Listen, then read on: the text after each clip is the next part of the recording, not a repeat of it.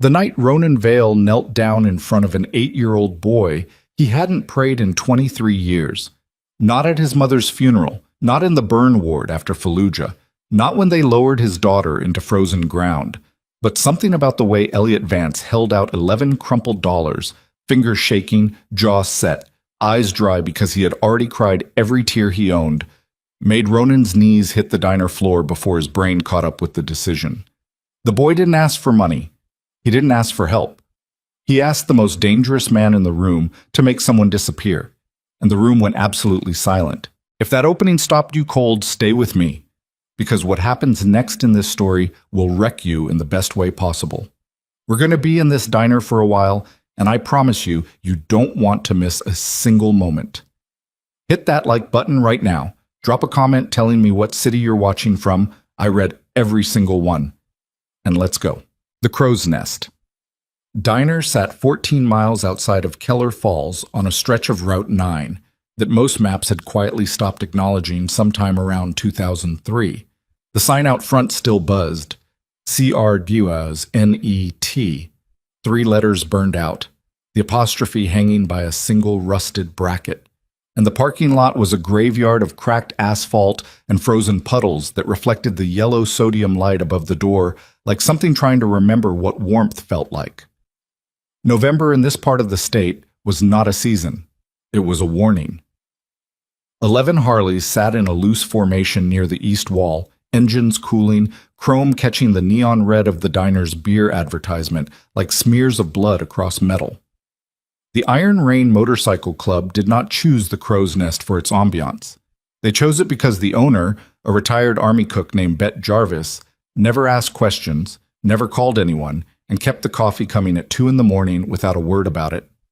In a world that had very strong opinions about men who wore the Iron Rain patch on their backs, that kind of silence was worth more than gold.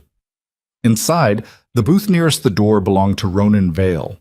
Not because anyone told him it did, because when Ronan walked into a room, space rearranged itself around him the way water moves around stone. He was 47 years old and built like someone had assembled him out of bad decisions and structural steel.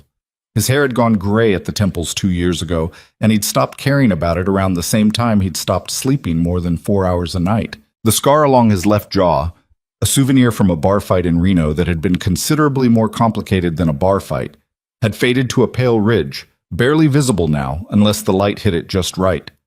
He had the hands of someone who had spent 3 decades doing things he couldn't put on a resume, and he wrapped both of them around a ceramic mug of coffee and stared at nothing in particular, which was something Ronan Vale had turned into an art form. Around him, his brothers occupied the diner with the particular ease of men who had learned long ago that the best way to be invisible was to look like you owned the room. Dex Calloway, 39, the club's road captain, was eating pie at the counter with mechanical efficiency, fork moving like he was refueling rather than enjoying himself. Priest, nobody remembered his real name, or if they did, they'd agreed collectively never to use it.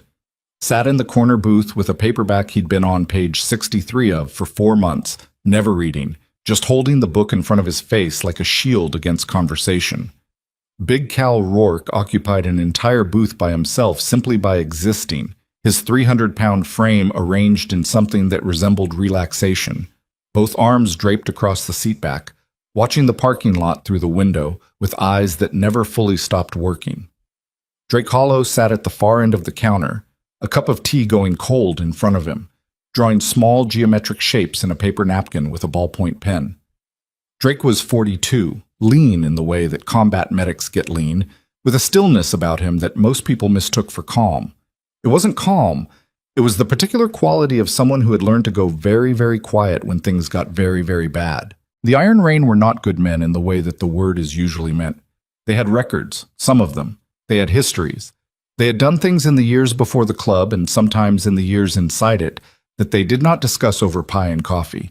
What they had, underneath all of that, underneath the leather and the road grime and the carefully constructed walls, was a code. Simple, unwritten, non-negotiable. You do not hurt children. You do not abandon people who have nowhere left to go. Everything else was negotiable. Those 2 things were bedrock. The door opened at 2:17 in the morning and let in a blade of November air that cut across the diner and made Bet, behind the counter, pull her cardigan closed without looking up. Ronan looked up. The boy walked in first. He was small for 8, or at least Ronan guessed 8, though he would find out later he was actually right. The jacket the kid wore was a size too large, a dark green canvas thing with a tear along the right shoulder seam that had been repaired and then torn again, and the left side of his face carried a bruise in the particular green-yellow of something 4 or 5 days old, the kind that looks worse as it heals. He walked with his chin up in the deliberate way that children walk when they are terrified and have decided that nobody is going to know it. Behind him, smaller, came the girl. She couldn't have been more than 6. She wore a pink coat, the kind with the toggle buttons, the kind that little girls love, and she was holding the back hem of the boy's jacket in both fists, the way people hold on to railings in high wind. She made no sound. Her eyes moved across the diner in a slow, careful sweep that was wrong in a way Ronan couldn't immediately name, and then it hit him. Those were not a child's eyes doing what children do in a new place. Those were the eyes of someone who had spent a long time reading rooms for danger before they entered them. A 6-year-old with survival instincts. Something cold moved through Ronan Vale's chest that had nothing to do with the November air. The boy walked to the center of the diner and stopped. Every head had turned. 11 bikers and Betty Jarvis, and nobody spoke, and the boy stood in the middle of all of them and did not flinch. His right hand was shoved into the front pocket of his jeans, and Ronan could see his fist moving against the denim, working at something, the way people do when they're holding something they're afraid to put down. Dex had set his fork down. Priest had lowered the book. Big Cal had straightened up in his booth, slowly, the way mountains shift. Drake had stopped drawing. The boy looked around the room. He looked at each of them in turn, and when his gaze reached Ronan, who had not moved, who was still sitting in his booth with his coffee cooling in his hands, something in the kid's expression made a decision. He walked toward Ronan. The girl came with him, still holding his jacket, still silent. The boy stopped at the edge of the booth. Up close, the bruise on his face was worse. There were shadows under his eyes that had no business being on a child's face. He smelled faintly of cold air and something else. Something Ronan recognized from field hospitals and emergency rooms, and the particular quiet of houses where bad things happened regularly. Fear, long-term. The kind that gets into clothes and skin. The boy reached into his pocket and pulled out a fist. He opened it. $11. Crumpled. A 5, 4 ones, and 2 ones that had been folded so many times the creases had gone white.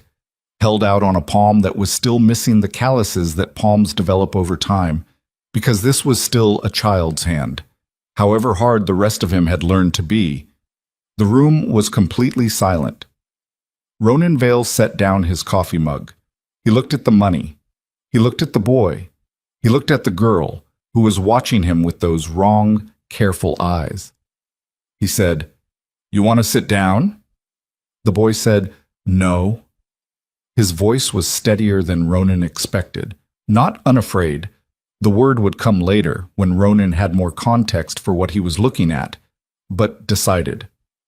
Past the point of doubt. "What's your name?" Ronan asked. "Elliot." "And her?" "Mila." A pause. "She doesn't talk, not anymore." Not anymore. Ronan filed that away in the part of his mind where he kept things that needed to be thought about carefully later. "How'd you get here, Elliot?" "Walked. Part of the way. Then a trucker gave us a ride to the highway. Lady at the gas station said there was a diner." He paused. "She said bikers came here." "She was right about that." The boy nodded. His fist was still out, still holding the $11. "I want to hire you," Elliot said. Ronan heard Dex set down his coffee cup very quietly. He heard Priest close the paperback without a word. "Hire us," Ronan repeated. "I know it's not much." The boy's voice cracked slightly on the last word, and then steadied. "I've been saving. I had more, but I used some for the bus ticket, and I needed food for Mila because she doesn't like to be hungry, and she won't say so." He straightened his arm, extending the money another half-inch toward Ronan. "It's all I have." Ronan looked at the money for a long moment. Then he looked at the boy's face, then at the bruise. What do you want to hire us to do?" The diner was so quiet that the buzzing of the broken sign outside was audible through the walls. Elliot Vance met Ronan Vale's eyes, and he said clearly, without flinching, "Will you make my stepfather disappear?" Betty's coffee pot stopped moving mid-pour. The faint sound of country music from the back kitchen cut off. Or maybe it didn't, and Ronan just couldn't hear it anymore because something in him had gone very, very still. He kept his face neutral. This was important. He kept his voice level and his body easy and his eyes on the boys. And he said, "Tell me why." And Elliot Vance told him. It came out in the flat, organized way that children talk when they have rehearsed something so many times in their heads that the emotion has been worn smooth, not because they don't feel it, but because feeling it had become a luxury they couldn't afford. The stepfather's name was Gary Crenshaw. He had married their mother, Diane, 3 years ago. Before Gary, their mother had worked 2 jobs, and they'd lived in a small apartment, and life had been hard but fine, the way life that is hard but fine actually is, the way children understand that love fills in the space that money leaves. Then Gary came. Gary Crenshaw was, by all external measures, an unremarkable man. He sold insurance, he attended neighborhood association meetings, he had a firm handshake and a warm smile, and knew how to look directly at people when he talked to them in the particular way that makes people feel seen and trusted. He coached a youth soccer team on Saturday mornings for a season, and then stopped. And when people asked about it, he said he'd had scheduling conflicts. Inside the house, Gary Crenshaw was a different architecture entirely. Elliot didn't have words for all of it, and Ronan didn't push him for words he didn't have. He listened to what the boy gave him, the way the temperature of a room changed when Gary walked in, the way their mother started to shrink, not all at once but slowly, like something drying out. The rules that shifted daily so that following them was impossible. The way Gary explained, patiently and always quietly, that nobody outside these walls would believe them, that he knew people, that the world worked in particular ways, and one of those ways was that men like him did not face consequences from children and women who had nothing. He had been, Ronan noted, completely correct about that for 3 years. Twice, a teacher at Elliot's school had flagged something. Twice, a welfare check had been requested. Twice, Gary Crenshaw had opened his front door in a clean shirt, calm and reasonable and prepared, and explained things in ways that seemed each time to satisfy whoever was asking. Diane stood beside him both times and confirmed what he said, and smiled the particular smile of someone who has been told very clearly what the consequences of a different smile would be. The bruise on Elliot's face was not from Gary directly. Elliot said this unprompted, with an emphasis that Ronan understood immediately. Gary Crenshaw was too careful for direct bruises. The bruise was from a fall that Gary had arranged without appearing to arrange it. A push framed as an accident at the top of a staircase, the kind of thing that would never, ever hold up as evidence of anything. Mila had stopped speaking 8 months ago. Ronan listened to all of it. He did not look away from the boy. He did not interrupt. Around him, his brothers listened too, and the quality of the listening in that diner was the kind that has weight to it, the kind that means something is being held and not dropped. When Elliot finished, he was still standing. The $11 were still in his hand. "I don't want him dead," the boy said. This seemed important to him. He said it clearly, the way you say something you have thought about very hard. "I know that's what people think when you say disappear. I just want him gone. I want him away from my mom. I want him to not be able to do this anymore." He paused. To anyone. Ronan Vale looked at this 8-year-old boy who had walked 14 miles in November with his mute 6-year-old sister and $11 and more courage than most men Ronan had known in his life, and he felt something shift behind his sternum, something that hadn't moved in a very long time. He thought about a different child, a different night, a different set of choices. He didn't let himself stay there long. He reached out and gently, carefully, closed Elliot's fingers back over the $11. "Put that away," he said. Elliot's jaw tightened. "I can pay more. I just need time. I'm not saying no," Ronan said. "I'm saying put the money away. You're going to need it." The boy stared at him. The girl, Mila, was watching Ronan now with those careful, measuring eyes, and Ronan had the distinct and discomfiting sensation that she was making a decision about him, that the verdict was still pending, and that her verdict mattered. He looked at her directly. "You're safe here," he said. He said it to her specifically, not to Elliot, to Mila, who hadn't spoken in 8 months and who was gripping her brother's jacket and reading the room. "Nobody in this room is going to hurt you or your brother. You have my word." Mila looked at him for a long moment. Then she looked at Bet behind the counter. Then, very carefully, she looked at the jar of lollipops on the counter near the register. Bet, who had been behind the counter for 40 years and had seen most things, moved without a word, lifted the jar, walked around the end of the counter, and held it out to Mila. Mila looked at the jar. She reached in and took a red one. She unwrapped it with the focused precision of a child doing something important. She put it in her mouth. She did not smile. But something around her eyes changed, just slightly, in a way that meant more than a smile would have. Ronan turned to Dex. Dex was already on his feet. "I'll pull the van around," Dex said. "Kids can't ride in this cold." "Not yet," Ronan turned back to Elliot. "Before we go anywhere, I need to know one thing." "What?" "Does your mother know where you are?" The boy's eyes dropped for the first time. When they came back up, they carried something new in them. Not shame, exactly, but the complicated weight of a child who had made a decision he knew was necessary and couldn't quite fully justify. "She doesn't know we left. I waited until Gary went out and she was asleep." He paused. "She'll be worried." "She will," Ronan agreed. He let that sit for a moment. "We'll contact her, on our terms in a way that keeps you safe. Can you trust me on that?" The boy looked at him for a long time, 8 years old with those old eyes. "I don't know," Elliot said. "I don't know you." "No," Ronan said. "You don't."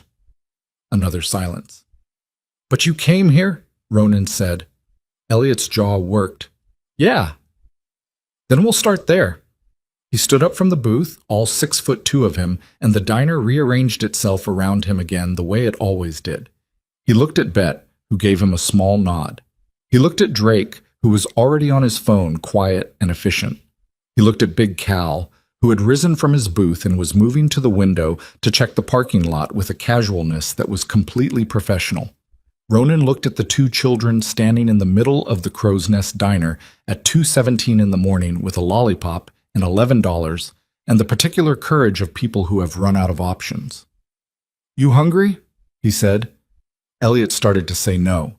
Then something in him cracked just slightly, the way ice cracks on a warming river, barely visible, but the whole structure shifting underneath. "Yeah," he said quietly. "Mila hasn't eaten since this morning." Ronan turned to Bet. "You got eggs?" "When don't I got eggs?" "Eggs, toast, whatever she's got in the back for kids." He looked at Elliot. "Sit down. Eat. We'll talk while you eat." He expected the boy to argue. Instead, Elliot Vance slid into the booth across from where Ronan had been sitting and reached back to guide his sister in beside him. And Mila climbed up onto the vinyl seat, still working the lollipop, still with those measuring eyes, and something about the way she tucked herself against her brother's side. Automatic, practiced, the geometry of children who have learned to be each other's shelter, hit Ronan in a place he had spent years building walls around. He sat back down. Drake appeared at his shoulder.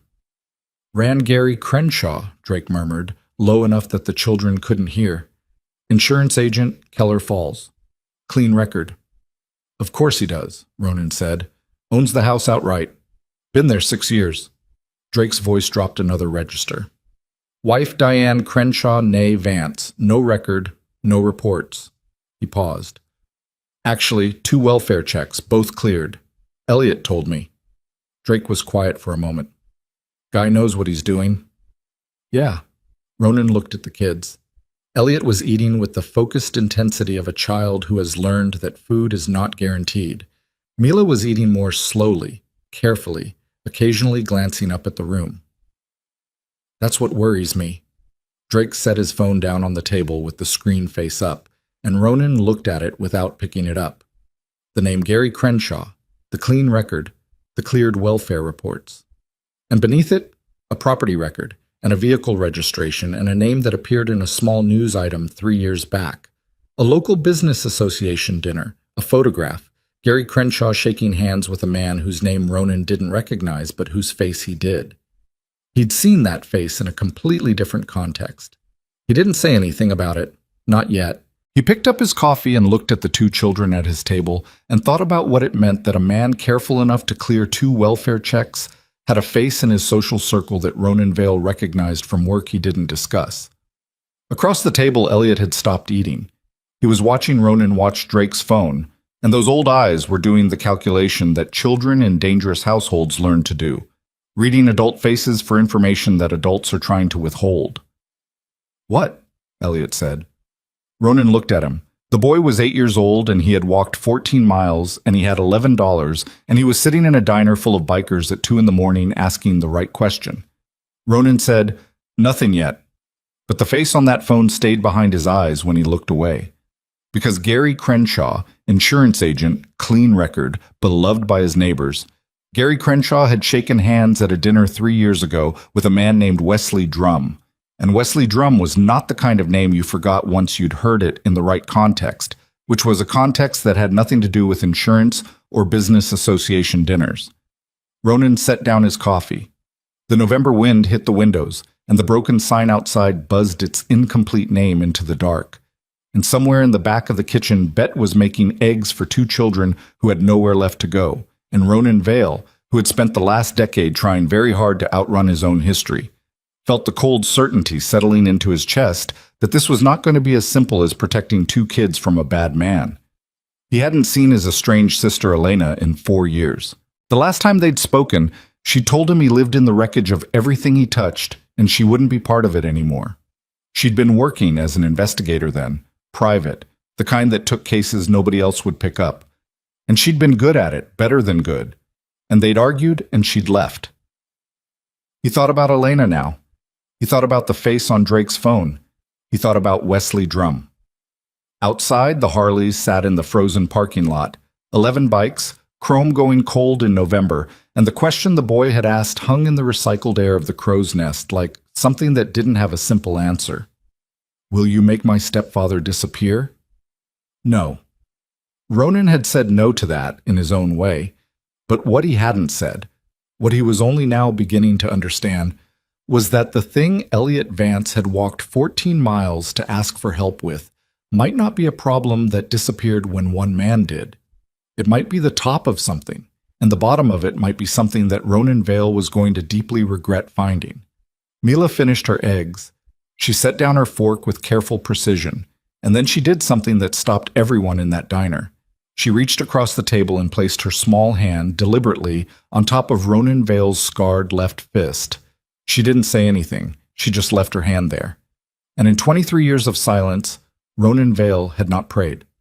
But when that 6-year-old girl who hadn't spoken in 8 months put her hand on his, he closed his eyes for exactly 3 seconds, and when he opened them, every single one of his brothers was looking somewhere else, at the ceiling, the window, their coffee cups, giving him the only privacy they knew how to offer. He turned his hand over. He let her hold it. "Okay," he said, very quietly. To the table, to the kids, to himself. "Okay." The plan was simple at first. It was only later, hours later, when Drake's background check had gone 3 layers deeper than anyone expected, when the name Wesley Drum had surfaced in connection with 4 other names that Ronan recognized, when the shape of the thing beneath Gary Crenshaw began to emerge like something enormous moving beneath dark water, that Ronan understood the full weight of what Elliot Vance had walked into his life carrying. The $11 were still in the boy's pocket. The van was running in the parking lot, warm and waiting. And somewhere 14 miles east on Route 9, in a house with a clean record and cleared welfare reports, a man named Gary Crenshaw had come home from wherever he'd been to find his wife and her children gone, and was, at this precise moment, making a phone call. Not to the police. The van smelled like motor oil and old coffee, and the particular staleness of a vehicle that had spent too many nights parked in too many places that didn't want it. Elliot sat in the middle row with Mila pressed against his side, her head on his arm, her eyes moving between the windows and the men in the front seats, with the patience of a small animal that has learned to read its environment before it relaxes. She still had the lollipop stick between her teeth. The red was long gone. Dex drove. Drake rode shotgun. Ronan sat in the back row with his long legs stretched out at an angle and his phone in his hand and his eyes somewhere that wasn't the van. The Iron Rain convoy moved through the November dark in a way that announced nothing. The van in front, 2 bikes behind, the rest of the brothers dispersed on routes that would converge at the chapter house 20 miles north. Nobody needed to be told how to do this. This was the kind of movement that came from years of knowing when visible meant vulnerable. Elliot watched the side mirror, watched the 2 bikes behind them, their headlights steady and cold in the dark. "Where are we going?" he said. "Somewhere warm," Dex said. "That's not an answer." Dex glanced at the rear view. A small smile moved across his face that wasn't dismissive. "No, it's not." He kept his eyes on the road. "Somewhere safe, that's the honest version." Elliot processed this. "How do I know it's safe?" Nobody answered immediately. The tires moved over a section of road that had been patched 3 times and still wasn't right, and the van shuddered slightly and then smoothed out. "You don't," Ronan said from the back row, without looking up from his phone. "Not yet, same way I don't know your whole story yet. We're both working on incomplete information." Elliot turned to look at him. "That's supposed to make me feel better?" "No, it's supposed to make you feel like I'm being straight with you." Ronan looked up from the phone then, and his eyes in the dark of the van were the color of old iron, flat and serious and without performance. "I don't do reassurance. I do honest. You can decide which one you need." The boy sat with that for a moment. Then, "Honest," he said. Ronan nodded once, looked back at his phone. Mila shifted against Elliot's arm. She turned her head and looked at Ronan directly, that same unblinking assessment she'd applied to everything and everyone in the diner. Ronan felt it on the side of his face without looking up. After a moment, as if she had completed some internal calculation and arrived at a provisional conclusion, she turned back to the window. He'd passed, apparently. He filed that away as something more meaningful than it should have been.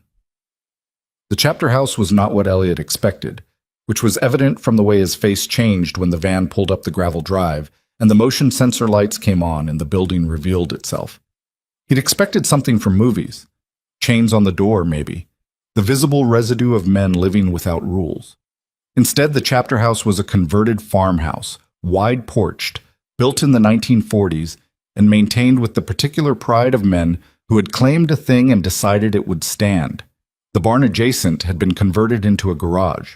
Through its open door, the warm yellow light fell across 3 bikes in various states of assembly and a hydraulic lift that someone had recently used. Big Cal was already there when they arrived, standing on the porch with a mug of something, having somehow beaten the van on a route Elliot hadn't tracked. He stepped aside when they came up the stairs and held the door and said nothing, which Elliot would come to understand was how Big Cal expressed most things. Inside, a large common room, wood-burning stove pushing real heat into the space, a kitchen visible through a wide doorway, mismatched furniture arranged around a central table that served as the operational heart of whatever the Iron Rain did when it needed to think. The walls carried things: a framed map, some photographs, a mounted set of sergeant's chevrons behind glass that nobody ever touched. And the accumulated smell of the place was leather and wood smoke and coffee, and the faint metallic undercurrent of machine oil that never fully left men who worked on engines. Elliot stood in the doorway and took it all in the way he took everything in, methodically, cataloging exits, assessing each person. Then he looked at his sister. Mila was looking at the wood stove with an expression that was as close to open as her face seemed capable of getting. She walked toward it without being told. She sat down cross-legged on the braided rug in front of it and held out both palms to the heat with the absolute focus of a child who had been cold for a long time. Somewhere in the chapter house's small back hallway, Ronan stood with Drake and Dex and kept his voice at the level that didn't carry. "Run it again," he said to Drake. Drake had his laptop open on the hallway's narrow shelf, the screen light making his face look excavated. "Same results. Gary Crenshaw is clean front to back. No priors, no flags, nothing in any system that suggests Wesley Drum. Drake stopped. He looked at Ronan over the laptop screen. You're sure that's him in the photo? I've got a specific reason to remember that face. Ronan. Dex's voice had something careful in it. He was leaning against the wall with his arms crossed, and the expression he wore was the one that meant he was about to say something he'd already decided to say regardless of the reception. If Drum is connected to this, that's not a domestic situation. That's not two kids and a bad stepfather. I know. That's a structure. That's organized. Dex uncrossed his arms. That's the kind of thing where protecting two kids means pulling a thread that unravels something that does not want to be unraveled. I know that too. Silence in the hallway. The wood stove crackled in the next room. So we're doing it anyway, Dex said. Not a question, the flat tone of a man confirming something he'd already accepted. Ronan looked at him. You got a problem with that? Dex was quiet for a moment. No, he said. I got a concern about it. There's a difference. He pushed off the wall. Concern is, if Drum knows about the kids, they didn't just run away. They became a liability, and the people Drum works with don't leave liabilities unaddressed. The words sat in the hallway like something with mass. Drake turned back to his screen. I'll go deeper on Crenshaw. Secondary connections, business filings, anything that puts him in Drum's orbit officially. He paused, fingers hovering. It'll take a few hours. You've got until morning, Ronan said. He went back to the common room. Mila was still in front of the stove. Someone, Big Cal, Ronan suspected, because it was always the large quiet ones, had produced a folded blanket from somewhere and set it on the floor beside her without comment, and she had pulled it around her shoulders without comment, and now she looked like a small figure from a photograph, solemn and self-contained in the orange light. Elliot was at the central table with a glass of water he hadn't touched, watching Ronan cross the room toward him. You were talking about us, the boy said. Ronan sat down across from him. Yes. What did you decide? Nothing yet. We're gathering information. Elliot's jaw tightened. About Gary. About Gary, and about what Gary might be connected to. The boy went still. It was a specific kind of stillness that Ronan recognized. The stillness of someone whose worst private fear is being confirmed by someone else saying it out loud. He's connected to something, Elliot said. Not a question. Ronan considered the boy across the table, the bruise on his face, the old eyes, the $11 presumably still in his pocket. He made a decision. We think he might be, Ronan said. We don't know how or what yet. That's what we're finding out. But I want you to understand something, Elliot. If that's true, if Gary is part of something larger than just your family, then the way we handle this changes. Changes how? Changes from something fast and direct into something careful. Ronan leaned forward slightly. Fast and direct would feel better right now. I understand that, but careful is what actually ends it. Elliot's eyes searched his face. You've done this before. Not this exactly, but things like it. Ronan didn't answer immediately. The fire moved in the stove. From somewhere in the back of the house came the muffled sound of Drake's fingers on a keyboard, steady as rain. Yeah, Ronan said. Things like it. And did they end? A pause. Some of them. Elliot seemed to be calculating the weight of that partial answer, deciding what it told him about the ones that hadn't. Then he said, My mom doesn't know what he is, what he's really part of. He said it quietly, looking at the table. She thinks this is just who he is. A man who hurts people because he can. He looked up. She doesn't know it's bigger than that, does she? We don't know yet either, Ronan said carefully, but you think she's in more danger than she knows she's in. He was 8 years old. Yes, Ronan said. I think that's possible. Elliot picked up the glass of water and set it down without drinking. A nervous action, the kind the body does when the mind is working somewhere it doesn't want to go. I have to tell you something, he said. Ronan waited. Gary made a phone call tonight before we left. I heard him through the wall. Elliot looked at the table. He wasn't talking to Mom. He talks different when he doesn't know I can hear. His voice goes flat, like he's reading something. He paused. He said a name, a place. He looked up. He said drum. The word landed in the room like a stone in still water. Ronan kept his face still. What place? He said. Cutter's Mill. He said Cutter's Mill, something about, I didn't hear all of it, something about the schedule moving up. Ronan stood from the table. He didn't rush. He moved the way he moved when the information was important enough that his body had decided urgency was a liability. He walked to the hallway, put his head around the corner, and said, Drake? Just the name. Drake was already looking up. He'd heard. Cutter's Mill, Ronan said. Drake's expression didn't change, but his hands moved faster on the keyboard.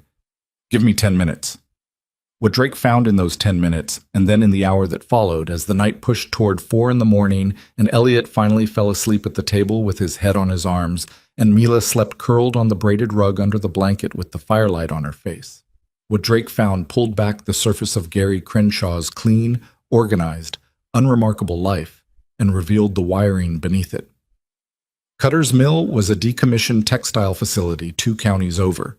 It had changed hands 3 times in 6 years, through shell companies that were, individually, unremarkable, but when mapped together formed a pattern that pointed consistently toward a holding company called Meridian Consolidated, which had no visible product, no public-facing operation, and a registered agent address that turned out to be a mailbox in a strip mall.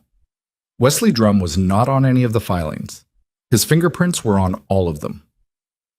Drake laid it out at the table at 5 a.m. with a cup of tea and the particular quiet efficiency of a medic explaining a wound's extent. Ronan listened without interrupting. Dex sat with his elbows on the table, staring at the map Drake had pulled up on his screen. Priest, who had arrived at some point in the early hours and installed himself in the corner chair with the perpetual unread paperback, was listening without appearing to listen, which was Priest's standard operating mode. Drum is running a surveillance and blackmail network, Drake said, keeping his voice low. Both children were asleep, but the habit of quiet during operational briefings was too ingrained to break. Best I can piece together, they target vulnerable families, women in difficult situations usually, collect compromising information, use it to maintain control. He paused. Crenshaw is a point of contact. He identifies candidates, women who are isolated, financially dependent, without strong outside support networks. The room was very still. He scouts them, Dex said. Yes. Diane Vance.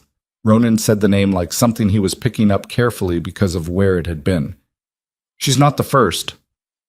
Based on what I'm finding. No, she is not the first. Ronan looked at the sleeping boy. Elliot's face, in sleep, had released the controlled vigilance it wore during waking hours. And what was underneath was just a kid's face, round-cheeked, exhausted, a bruise on the jaw that had no business being there. How many? He said. Drake was quiet for a moment. I can identify 3 other situations with similar patterns. There may be more. Dex pushed back from the table and stood up and walked to the window, and stood there with his back to the room, looking at the pre-dawn dark.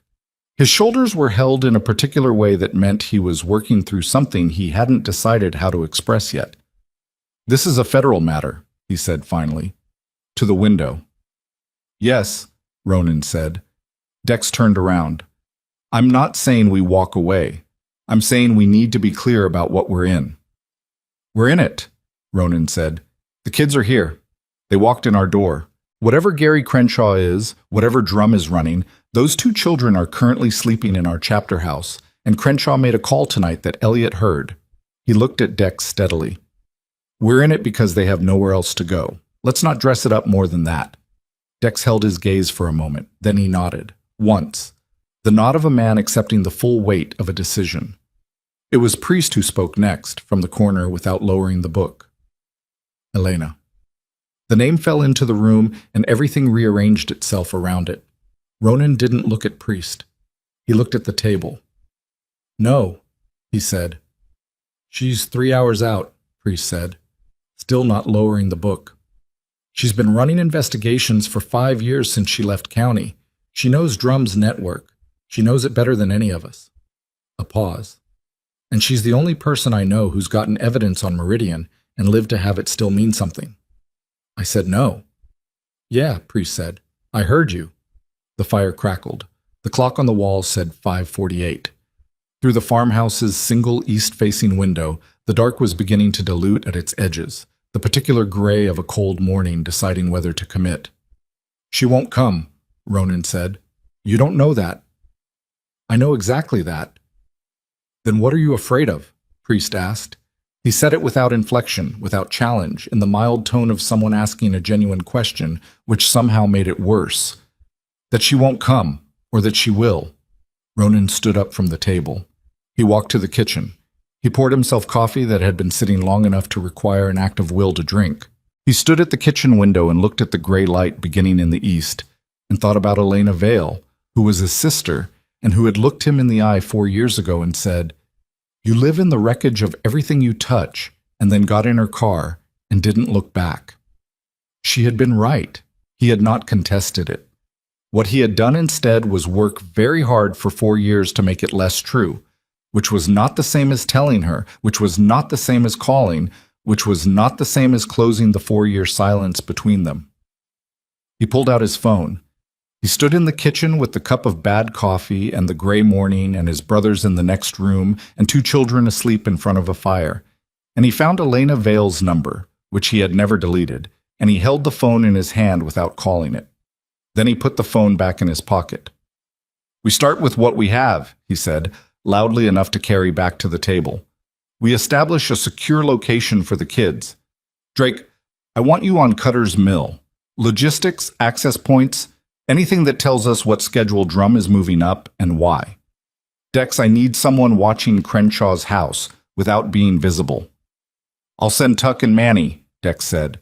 Clean bikes. Nothing that reads Iron Rain. Understood. Big Cal stays here with the kids. Ronan came back to the doorway. Nobody knows this location. Nobody makes contact with the outside without running it through me first.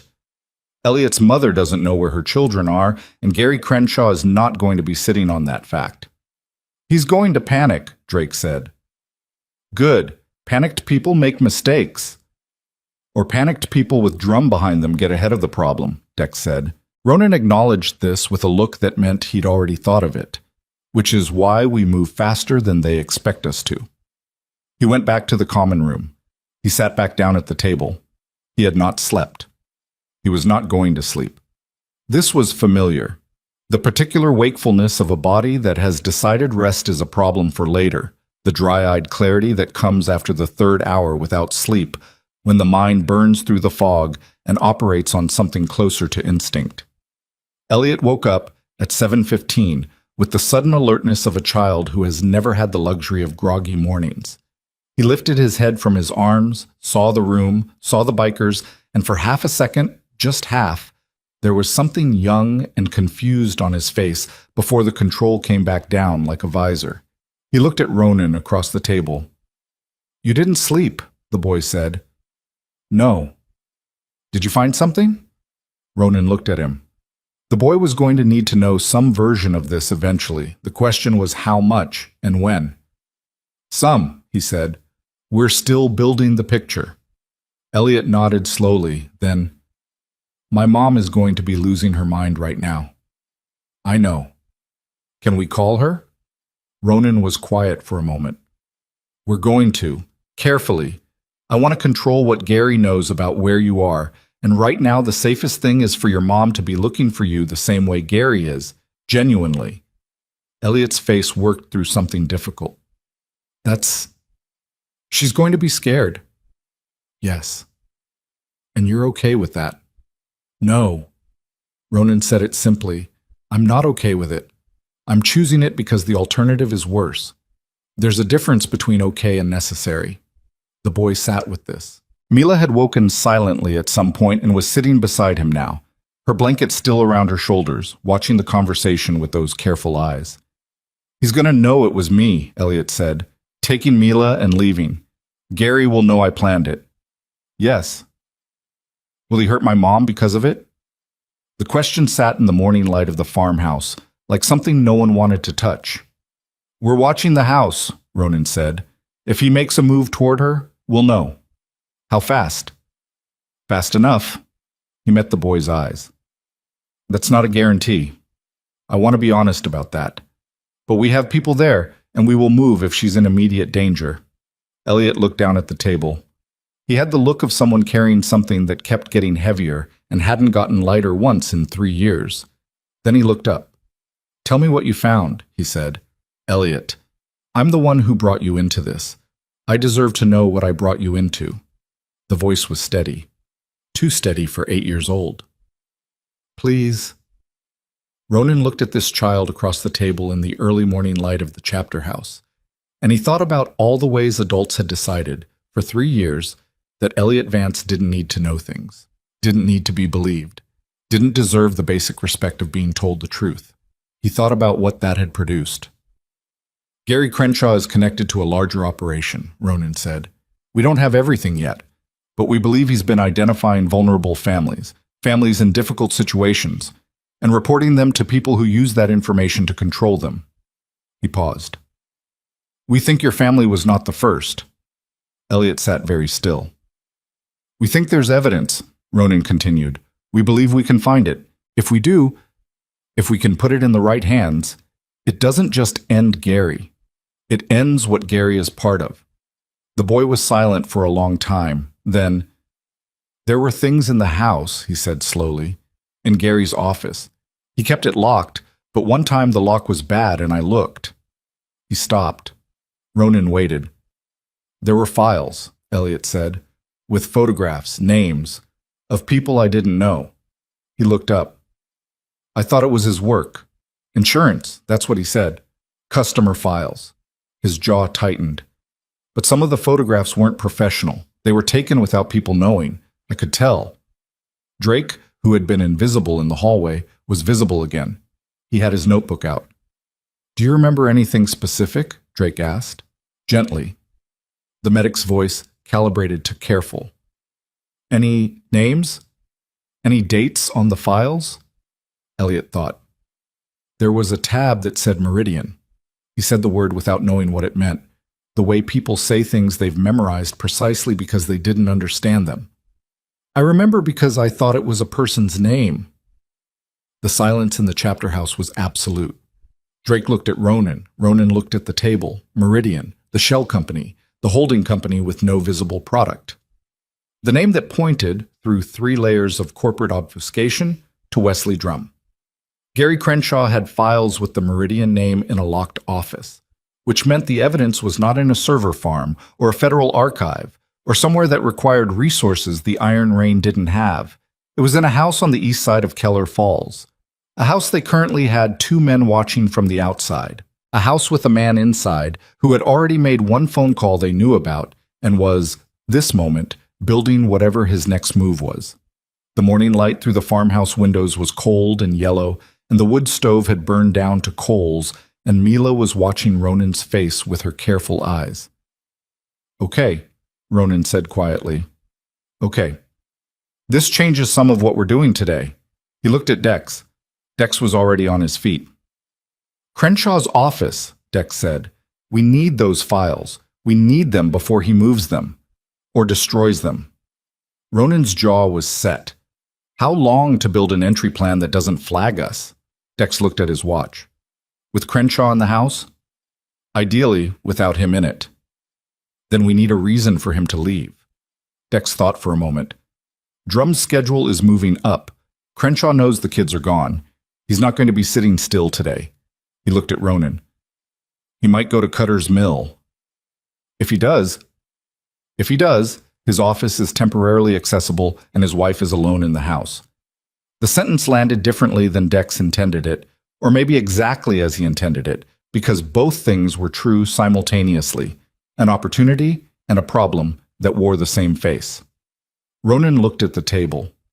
Diane Vance Crenshaw, alone in the house with a man whose next move was unknowable, with 2 children missing, with something locked in an office that Ronan now needed very badly. Get Tuck on the phone, Ronan said. I need eyes on Crenshaw's movements from now until he moves. If he leaves, I need to know. He paused. And I need to know if he does anything to Diane before he goes. And if he does, Dex said. Ronan's voice was level. Then we stop what we're doing and we go get her. The files are secondary to her safety. Dex nodded. Elliot, across the table, was looking at Ronan with something new in his face. Not relief, not gratitude. Something quieter and more specific than both. The look of a child who has been told without fanfare that his mother matters, that she has not been forgotten in the math of the situation, that she is not a secondary consideration. He opened his mouth, closed it, then, quietly, "Thank you." Ronan looked at him. "Don't thank me yet." He stood up. He walked to the kitchen. And this time, when he pulled out his phone and found Elena Vale's number, he pressed call before he could build an argument against it. It rang 4 times. He was already composing the words he'd leave on voicemail when the line opened. Silence. Then a voice, 4 years older, but completely recognizable in the particular way voices are when they belong to people you grew up with. Ronan. Not a question, not a greeting, just his name, flat and complete, in a voice that had already decided several things before he said a word. "I need your help," he said. A long pause on the other end. Long enough that he heard a window or a door somewhere on her side, the sound of outdoor air. "I figured," Elena said. "You wouldn't call otherwise." He absorbed that. "You're right." Another pause. "How bad?" "Bad enough that I need you." The silence stretched another few seconds. In the background on her end, he heard an engine. She was in a car already. She had been in a car already when he called, which meant either coincidence or something else entirely, and Elena Vale did not traffic in coincidence. "Wesley Drum," she said. The air went out of the kitchen. "How did you—" he started. "Because I've been watching Meridian Consolidated for 7 months," Elena said, and her voice had the edge in it now that he remembered, the particular sharpness of someone who has been working alone on something difficult for a long time, and is simultaneously relieved and furious to have company. "And 3 days ago, something in their pattern changed. Something moved. I've been trying to figure out what." A pause. "Tell me what you have." He told her. When he got to the part about the children, Elliot, Mila, the $11, the bruised jaw, the 6-year-old who hadn't spoken in 8 months, Elena was quiet on the other end in a way that had texture to it. The specific quality of someone absorbing something that hits a wound they thought had scarred over. When he finished, she said, "The files in Crenshaw's office. I need them." "So do I." "Then we want the same thing." A pause. "For now." "For now," he agreed. "I'm 4 hours out," she said. He did the math. "You were already driving toward this." "I was already driving toward Meridian." A beat. "Where I end up is a different question."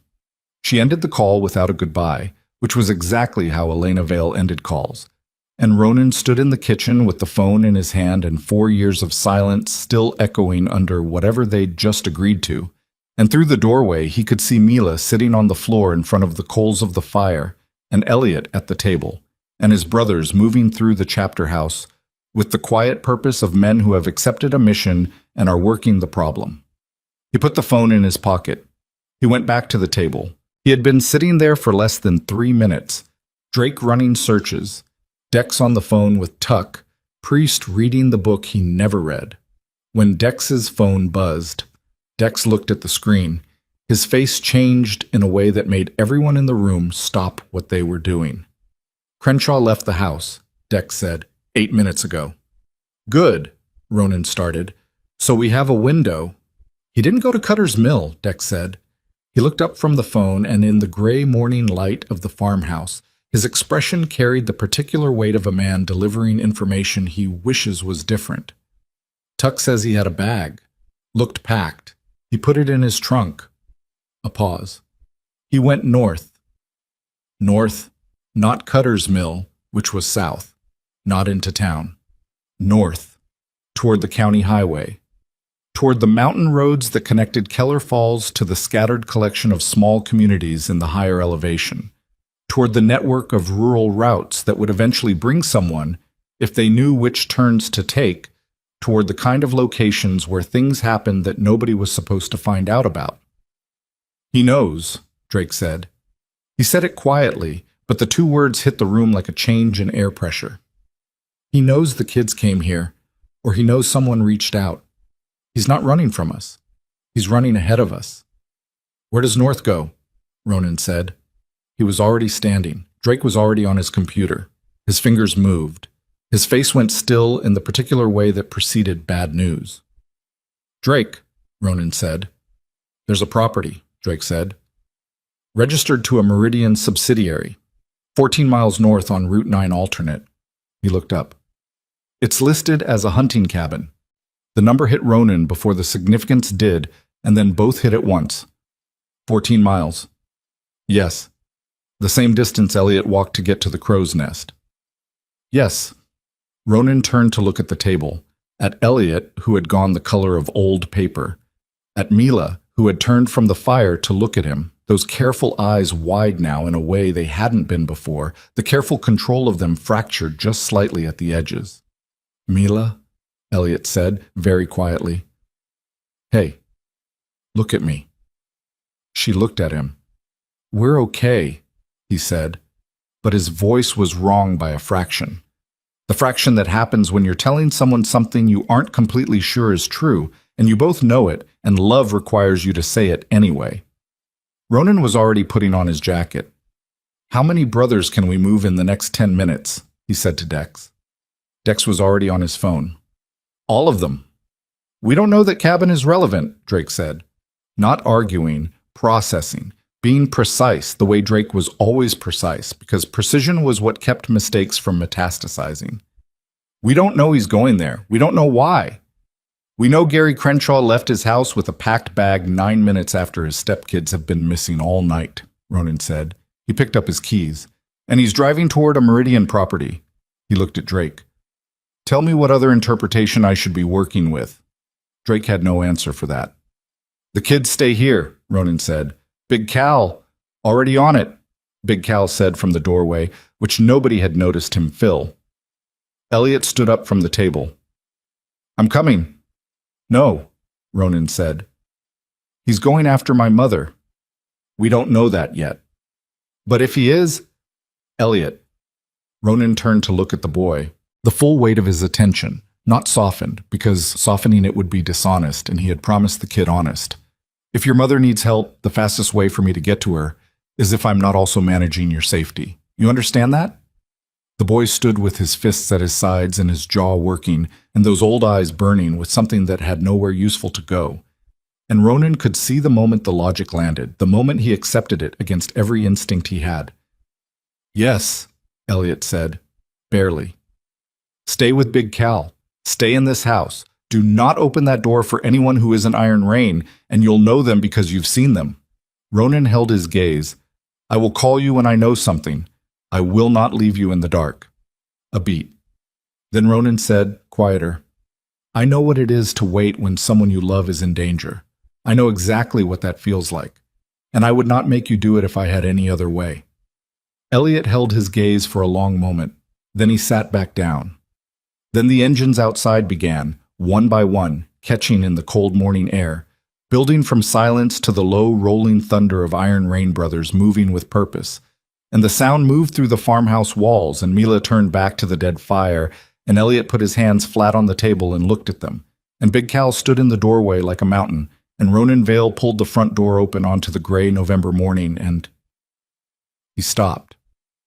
Dex, halfway to his bike, had also stopped. He was looking at his phone. His face had the color of a man who has opened a door and found something behind it that changes the shape of everything. "What?" Ronan said. Dex held up the phone. On the screen was a text from Tuck, time-stamped 40 seconds ago, 2 sentences. Ronan read it. He read it again. He looked up at Dex. The morning air was the specific cold of November that means winter is not coming. Winter is already here, has been here, is simply letting you know it plans to stay. The Harleys were running. His brothers were mounting up. Elena was 4 hours out on a highway that was getting colder. And Tuck's message said, "Diane Crenshaw just left the house. She's not alone. There's a man with her, not Crenshaw. Never seen him before." They're heading north. The man with Diane Crenshaw was not a stranger to Wesley Drum's operation. Ronan understood this before he understood anything else about the situation, in the way that certain facts arrive not through reasoning but through the body. A cold drop in the stomach, a tightening across the shoulders, the particular alertness that activates when the shape of a threat changes from what you prepared for into something larger. He understood it standing in the farmhouse doorway with November air on his face and Dex's phone in his hand, reading Tuck's 2 sentences a third time, and the understanding settled into him like something heavy finding its level. Diane had not been taken. She had left voluntarily, with a man nobody recognized. Heading north, the same direction Gary Crenshaw had gone 12 minutes earlier, on roads that pointed toward a Meridian property, listed as a hunting cabin. The scenario that the last 4 hours had built, husband flees, wife stays, Iron Rain recovers the evidence from the locked office. Elena arrives and assembles the legal structure. That scenario had just been replaced by something that had more moving parts and fewer clear edges. And Ronan Vale did not like situations with fewer clear edges, because those were the situations where people got hurt in ways nobody had planned for. He turned back into the house. Change of plan. The common room rearranged itself around him. Dex came back through the door. Drake looked up from the laptop. Big Cal remained in the doorway he'd been filling, which was the only place Big Cal needed to be. Elliot had gone very still at the table. My mother, the boy said. She left the house. Ronan said it directly. He had promised honest. She had someone with her. We don't know who. Was she okay? Did she look?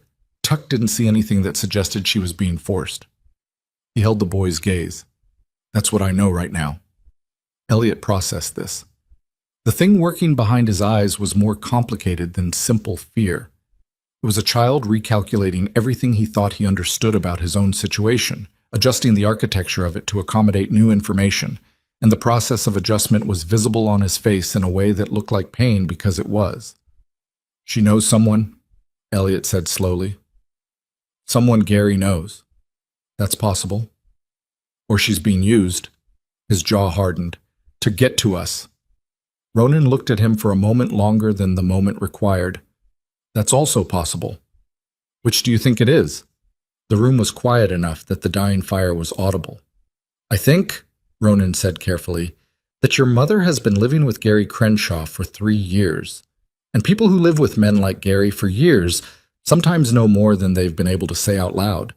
And sometimes they make moves that look wrong from the outside but are the only move they have. He paused. I don't know which this is. I need more information. Elliot looked at the table. His hands were flat on it, fingers spread, the way people press their palms into solid surfaces when they need to feel that something is not moving. Mila had not moved from her spot near the fire, but she was watching her brother with an attention that was different from the room reading she'd been doing all morning. This was specific. This was her watching him the way you watch someone you know is about to make a decision, waiting to see which way they fall. Tell me you're going to find her, Elliot said. Ronan said, We're going to find her. He looked at Big Cal. Big Cal nodded once. Everything that needed to be communicated between them was communicated in that exchange, which was 4 decades of combined experience compressed into a single gesture. The children stay here, they stay safe.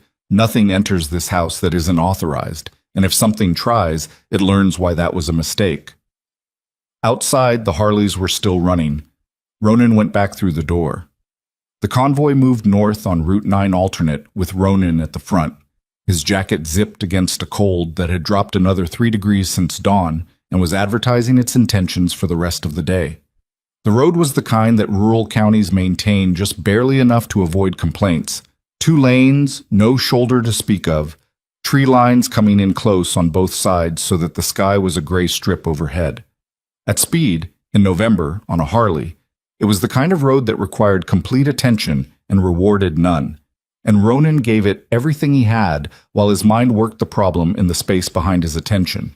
Dex rode on his left. Priest took the right flank. Behind them, 4 more Iron Rain brothers in formation, silent and controlled. Engines syncopated against the cold air. He was 12 minutes behind Gary Crenshaw, unknown minutes behind Diane and the unidentified man. The cabin was 14 miles north, and he was currently doing 70 on a road that suggested 60 as a ceiling, and the math said he was closing but not fast enough if whatever was going to happen at that cabin had a schedule. His phone buzzed in his inside pocket. He let it buzz. When they hit the straightaway past the Keller County line marker, he pulled it with one hand and looked at the screen. "Elena," he answered with the speaker held up near his ear, the wind eating most of the ambient sound. "I'm not 4 hours out anymore, Elena said without preamble. "I've been driving since 3 in the morning. I'm 90 minutes out." "What changed?" "Meridian's pattern shifted 2 nights ago. I've been tracking a specific set of digital activity that suggests they're moving something, files, assets, I don't know yet, and the movement accelerated yesterday." A pause. "When you called this morning, I already knew something was happening. I didn't know it was this." "Route 9 alternate," Ronan said. "Cabin registered to a Meridian subsidiary. Crenshaw is ahead of us. Diane Vance left the house 40 minutes ago with an unidentified male companion, also heading north." Silence on Elena's end. The particular silence of someone integrating new information into a structure they've been building for months. "The unidentified man," she said. "Can you describe him? What Tuck saw?" "I'll get Tuck on a 3-way. He managed it one-handed on the straightaway, a skill he had not planned to develop and had developed anyway. And Tuck's voice came in, rougher than Elena's, gravel-throated from a night in a cold car. Tuck gave the description. Average height, wide through the shoulders, gray jacket, driving a dark blue sedan with a slight dent in the rear panel. Moved with efficiency, opened the car door for Diane in the manner of someone who'd done it before. Elena was quiet for 2 seconds after Tuck finished. Then she said a name. It was not Wesley Drum. It was not Gary Crenshaw. It was a name that Ronan did not recognize, and the significance of that was immediately clear from Elena's voice when she said it.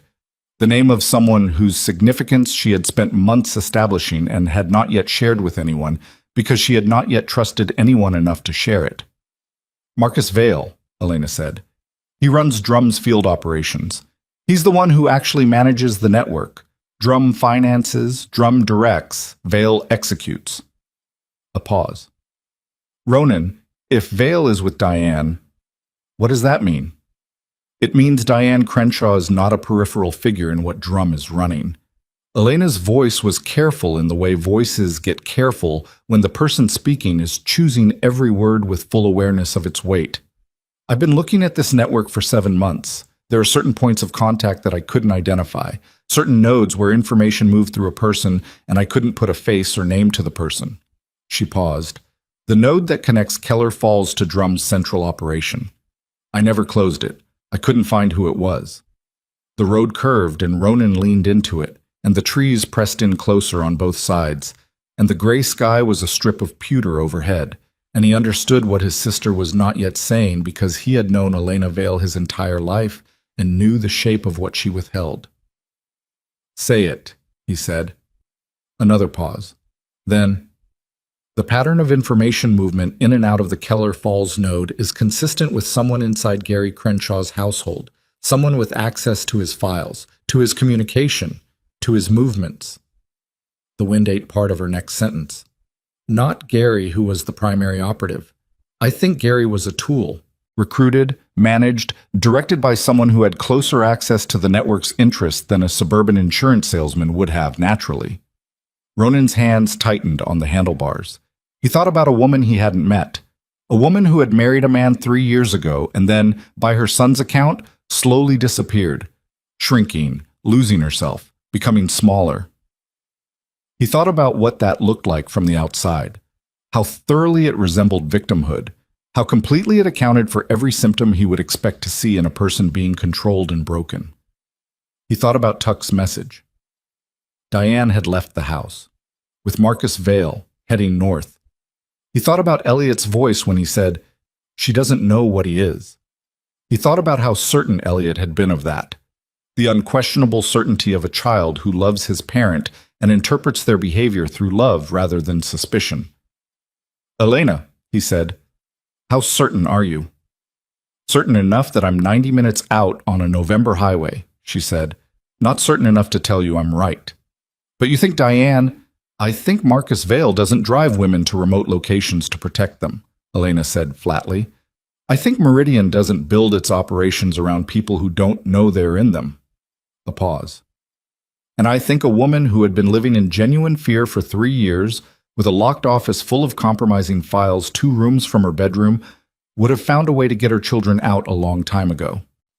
The words hit Ronan at 70 miles an hour on a narrow road in November, and the impact of them moved through him in a way that was not physical but registered in the body as physical, a thing pushing against the inside of his chest, a tightening, a reconfiguration. Elliot's voice. I waited until Gary went out and she was asleep. Mila hadn't spoken in 8 months, and their mother had been asleep. Not awake, not searching, not listening for the sound of her children leaving in the night. He pushed the thought away. There were other explanations. He did not have enough yet. Keep driving, he said to Elena. Don't stop. I'll have Drake send you coordinates. Ronan, don't say it yet, he said. Not until I see it myself. A beat. Okay, Elena said, and ended the call. The cabin appeared through the tree line at 8:47 in the morning, and it was not what the designation suggested. It was not a hunting cabin. It was a structure that had been built for one stated purpose and converted to another, with the kind of investment that doesn't happen unless the second purpose is serious and ongoing. Single story, wide footprint, the exterior maintained to suggest disuse, weathered siding, a rusted truck in the drive that had not moved in months based on the grass growing through its wheel wells. But the electrical line running to the structure was new, and there was a satellite dish on the south-facing roof that had not been there in the county assessor's most recent photograph. And there were 2 vehicles parked behind the structure, visible from the tree line, that did not belong to the stated narrative of an abandoned hunting cabin. Gary Crenshaw's sedan, and a dark blue sedan with a dent in the rear panel.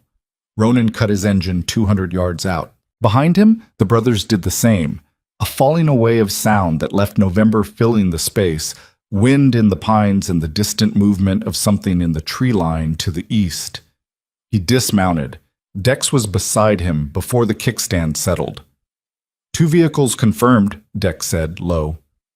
He had binoculars out, compact, tactical, the kind that lived in an inside jacket pocket. Movement at the east window. 1 figure, can't ID, doors closed. Side approach, Ronan said. Through the trees. I want visual on all 4 sides before we make any move. He looked at Priest. Can you get to the north face without crossing the open ground? Priest assessed the tree line with the quiet expertise of someone who had moved through considerably more hostile terrain. 30 minutes. 20. Priest nodded and was gone, moving through the pines with a silence that was not accidental. Ronan put his hand on Dex's arm. Call Tuck.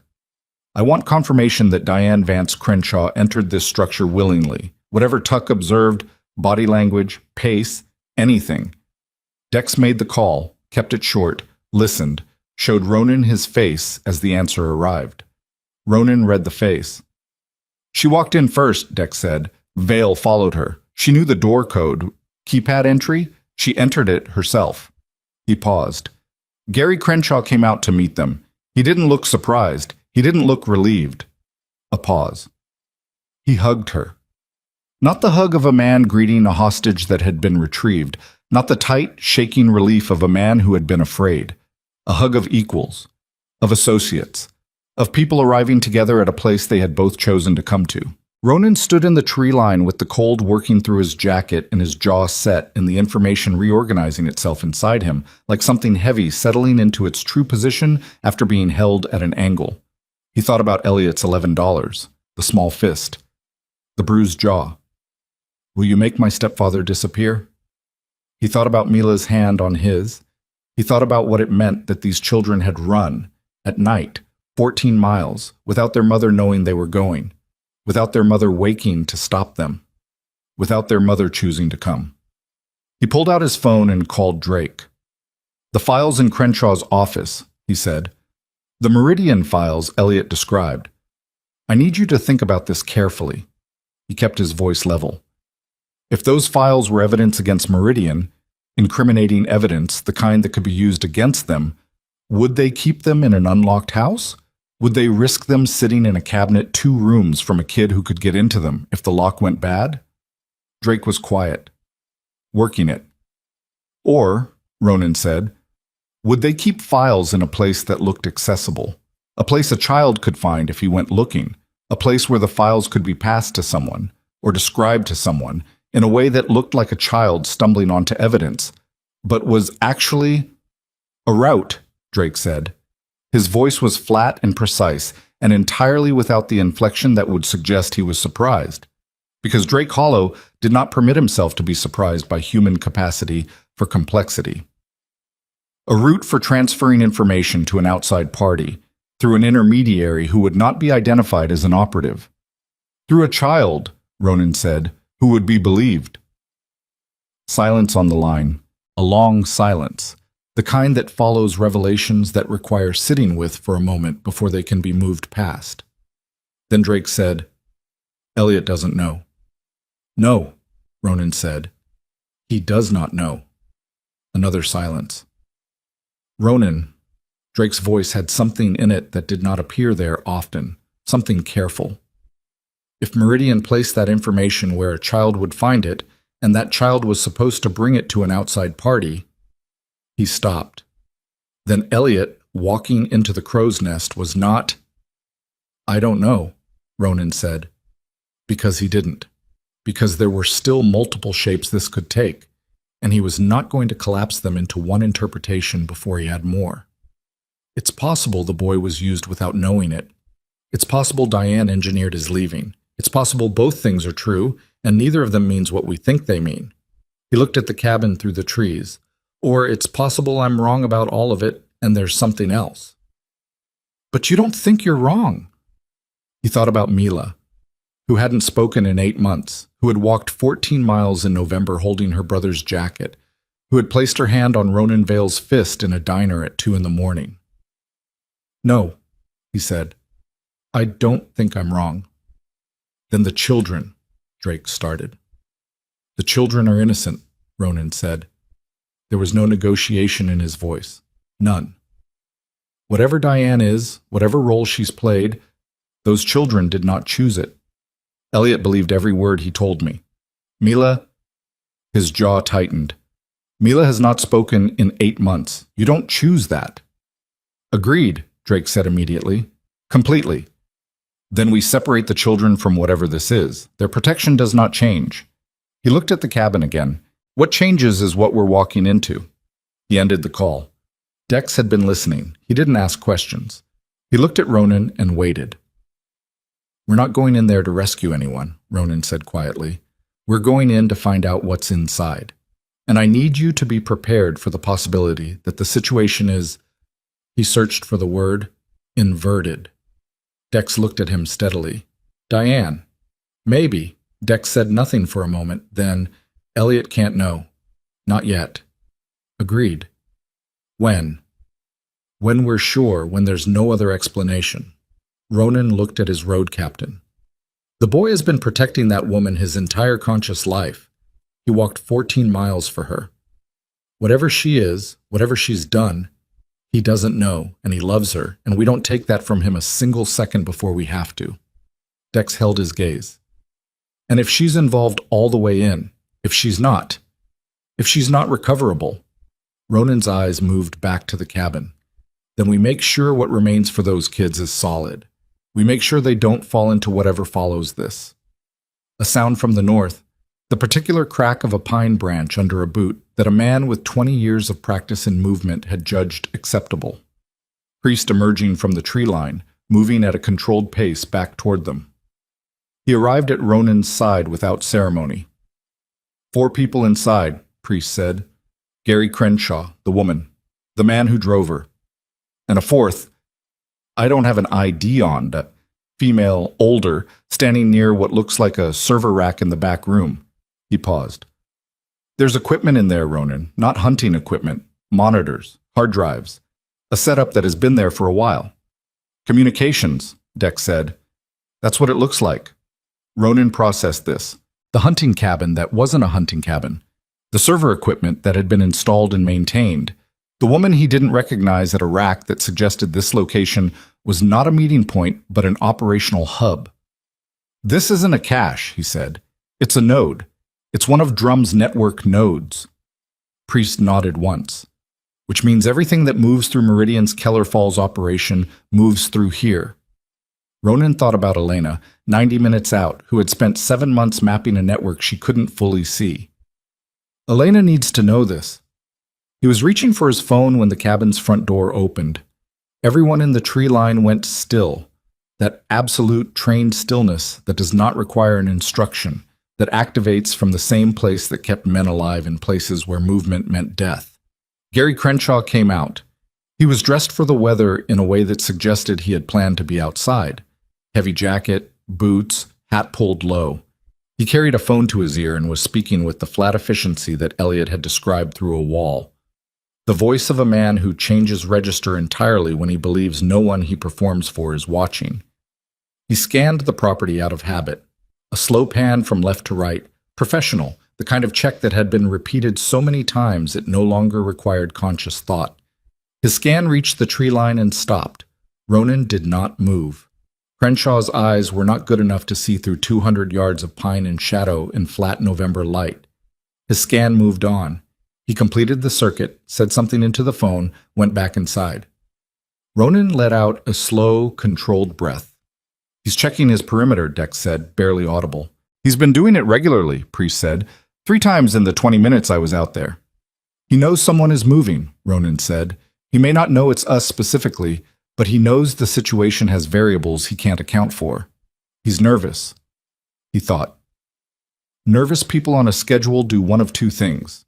They wait too long and get caught, or they accelerate. "He came here with a bag," Dex said, "already packed." "He came here to move," Ronan said, "not to stay. Whatever's in that building, the equipment, the files, anything that ties this location to Drum's network. He came to take it out or destroy it." He looked at Priest. "How long before they can break down that kind of setup?" "Experienced operators?" Priest thought. 2 hours. Maybe less. "Then we have less than 2 hours before this location is clean and they're in the wind." He looked at the cabin, at the weathered siding and the rusted truck and the satellite dish that didn't belong. "We can't go in force. If Drum's operation has surveillance, and a node like this absolutely has surveillance, then any approach that looks like a raid gives them time to destroy what's inside." "You need a reason to knock on the front door," Dex said. "I need a reason they open it without raising an alarm." Silence in the tree line. Wind moved through the pines. Somewhere to the east, a bird made a sound and then didn't. Ronan's phone buzzed. He looked at the screen. Elena. A text, not a call. He read it. He read it twice. It said, "I'm closer than I said. Took the back route. I've been to this property before. There's another entrance on the north side through the tree line that the exterior cameras don't cover. I know because I found this location 4 months ago, and I've been here twice. I didn't tell you because I didn't know if I could trust you yet. I'm telling you now." He looked up from the phone. Dex was watching his face. "What?" "She's been here before," Ronan said. "Elena.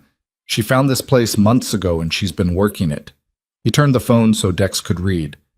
"She has a route in." Dex read, looked up. "She sat on this for 4 months. She was building a case." Ronan heard himself say it and heard underneath it the thing he wasn't saying, which was, "And she didn't trust me enough to tell me, and she was right not to, and that is its own weight to carry in a moment when there's no time to carry anything that isn't immediately relevant." "Can we trust her now?" Dex said. The question was fair. It was the correct question. Dex asking it was his job. "Yes," Ronan said. Because Elena Vale had texted him information that made her vulnerable. Information that revealed she had been running a parallel operation on the same network and had concealed it. And that kind of revelation was not the move of someone playing 2 sides. That was the move of someone who had decided to commit. He texted back, "Where are you?" The response came in 40 seconds. "North tree line. Been here 12 minutes. There are 5 people inside, not 4. The 5th came in through the north entrance while your man was watching the south." 5. Ronan turned to Priest. You said 4. Priest's expression shifted by a fraction that meant he had not missed the 5th and was recalibrating what that meant. 5th came in quiet. The north entry. If there's a covered approach, and she's saying there is, someone who knew it could have moved in without breaking the exterior visual. Which means they knew they were being watched, Dex said. Which means they knew, Ronan said, that someone was in the tree line, which means the perimeter check wasn't about general caution.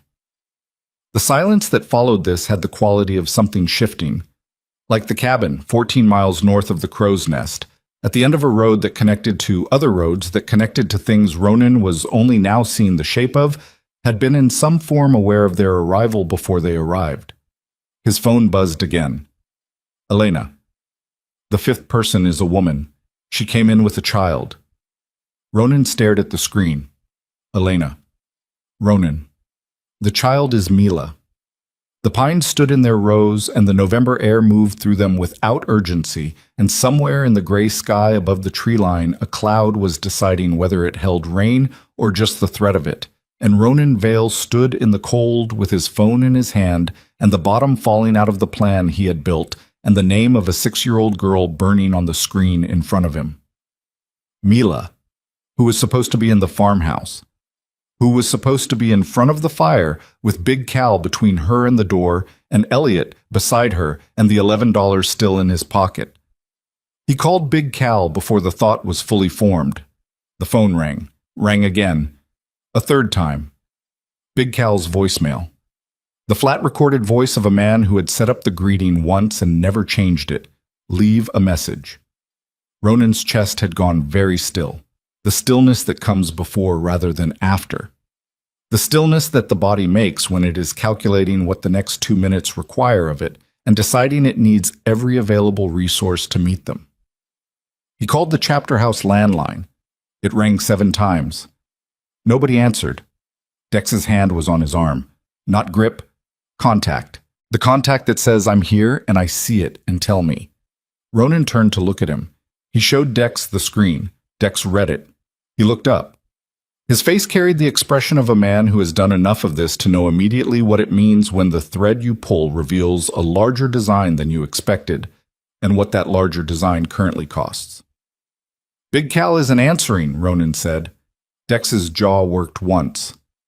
Elliot. Yes. She took Mila, Dex said. Whoever took Mila. They knew where the farmhouse was. Yes. The only way they knew where the farmhouse was is if it was given to them. Ronan finished it because it needed finishing, willingly, from inside. The Iron Rain had, over its years, maintained a particular kind of security. Not perfect, nothing was perfect, but principled. The chapter house location was known to brothers and to no one else. There had been no breach of that in all the years of the club that had not eventually come from inside. And the number of people who had known about the farmhouse as of this morning was very small. Brothers. The children. Bet at the crow's nest, who had known something was happening without knowing anything specific. And one other person. One person who had called him, who had told him she was 4 hours out, who had not, as it turned out, been 4 hours out at all. One person who had texted him coordinates of the north entrance to a Meridian network node that she claimed to have found independently. One person who had, in the last exchange, told him exactly where she was and asked him to look at the cabin while she was behind him, with a clear route to the tree line that his men weren't watching. His sister. The understanding arrived not as a thought, but as a physical event, a cold, complete, total reorganization of everything he had allowed himself to build since 5 in the morning. Since the phone call in the kitchen, since he had let himself feel the particular relief of having someone he trusted in his corner. Elena Vale, who had left 4 years ago and said he lived in the wreckage of everything he touched. Elena Vale, who had called him back this morning with exactly the right information at exactly the right time. Elena Vale, who had said, I've been watching Meridian Consolidated for 7 months, or who had been inside it. He turned slowly. The farmhouse, 20 miles south. Big Cal not answering. The chapter house phone ringing into nothing. Mila, 6 years old, who had put her hand on his fist in a diner and looked at him with those measuring eyes and apparently found him sufficient, had found him enough, had decided on the basis of whatever interior calculation a child who hasn't spoken in 8 months runs on people, that he was safe. She had trusted him, and somewhere between the farmhouse and this tree line, someone had taken her. He looked at the cabin, at the weathered siding, at the satellite dish, at the 2 vehicles parked behind it. 5 people inside, Elena had said. He did not know if Elena was inside or in the tree line behind him, or somewhere else entirely, or if the texts had come from a phone that was now in someone else's hand. He did not know anymore what he knew. What he knew. Mila was inside that building. What he knew. Elliot was 20 miles south in a compromised location.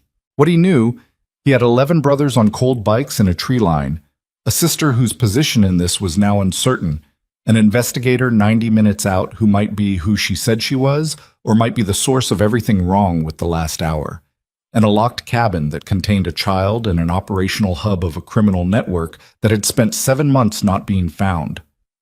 What he knew, the shape of the thing beneath Gary Crenshaw, the thing he had seen beginning to emerge in the diner like something enormous moving under dark water. He could see it now, the full shape of it. A network that used families as infrastructure, that recruited men like Gary to identify candidates, used women like Diane as interior operatives, maintained communications hubs and decommissioned structures on back roads, and when threatened, reached for the children, not as leverage in the way that desperate men reach for leverage, as a message, as a demonstration sent directly to the man who had interrupted the operation, that the operation understood the terms of what mattered.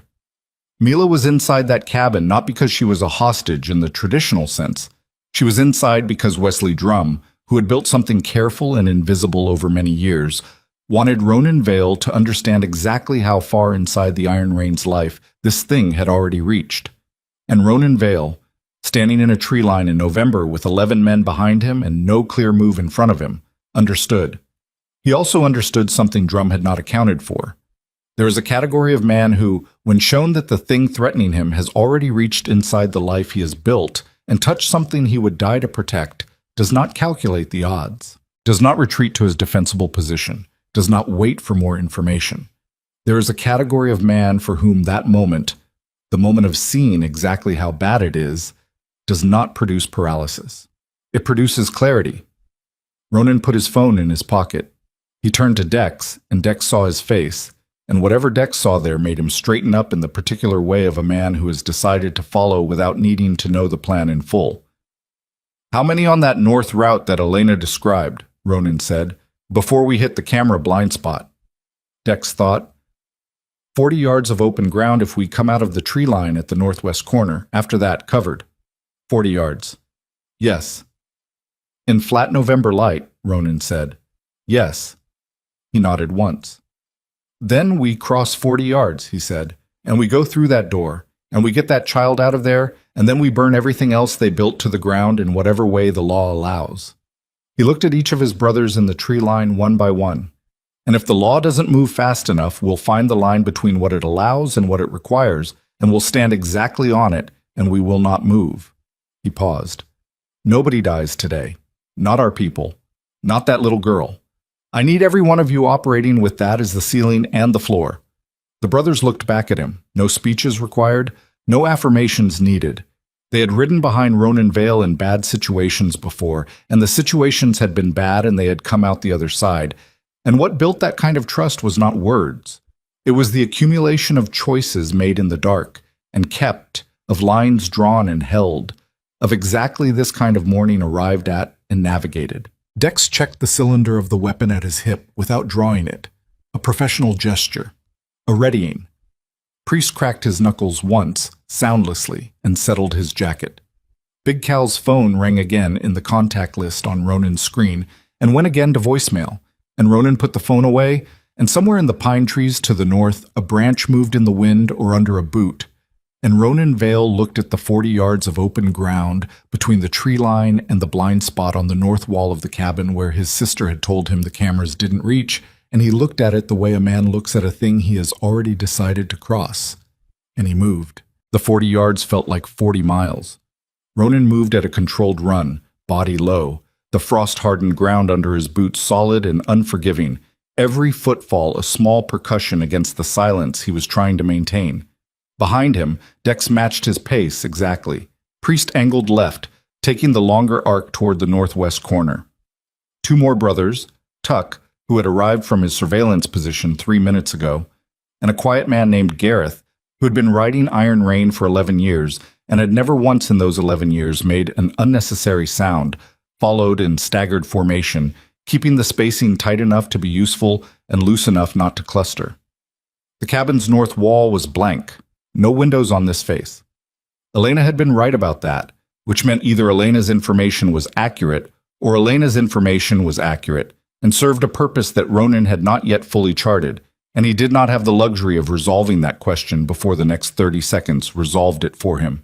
He hit the wall and pressed flat against it. Dex landed beside him, breathing controlled, pressed one fist briefly against Ronan's arm. Contact, acknowledgement, I'm here. Ronan put up 2 fingers, then pointed toward the east corner. Dex moved without a word, low and tight along the wall, tucked behind him. Priest was already at the northwest corner, barely visible, one hand raised. All clear on the west face. From inside the cabin, muffled through log and insulation and weather siding, Ronan could hear voices. Not distinct. The cadence of a conversation in progress, multiple speakers, the punctuation of something being moved across a hard floor, a metallic sound he identified after a moment as equipment being disconnected from a rack. They were packing. The schedule Crenshaw had mentioned, the one Elliot had heard through a wall. It was now. Ronan pressed his ear against the siding and filtered what he could through the wall. The voices were calm, operational. These were not panicked people.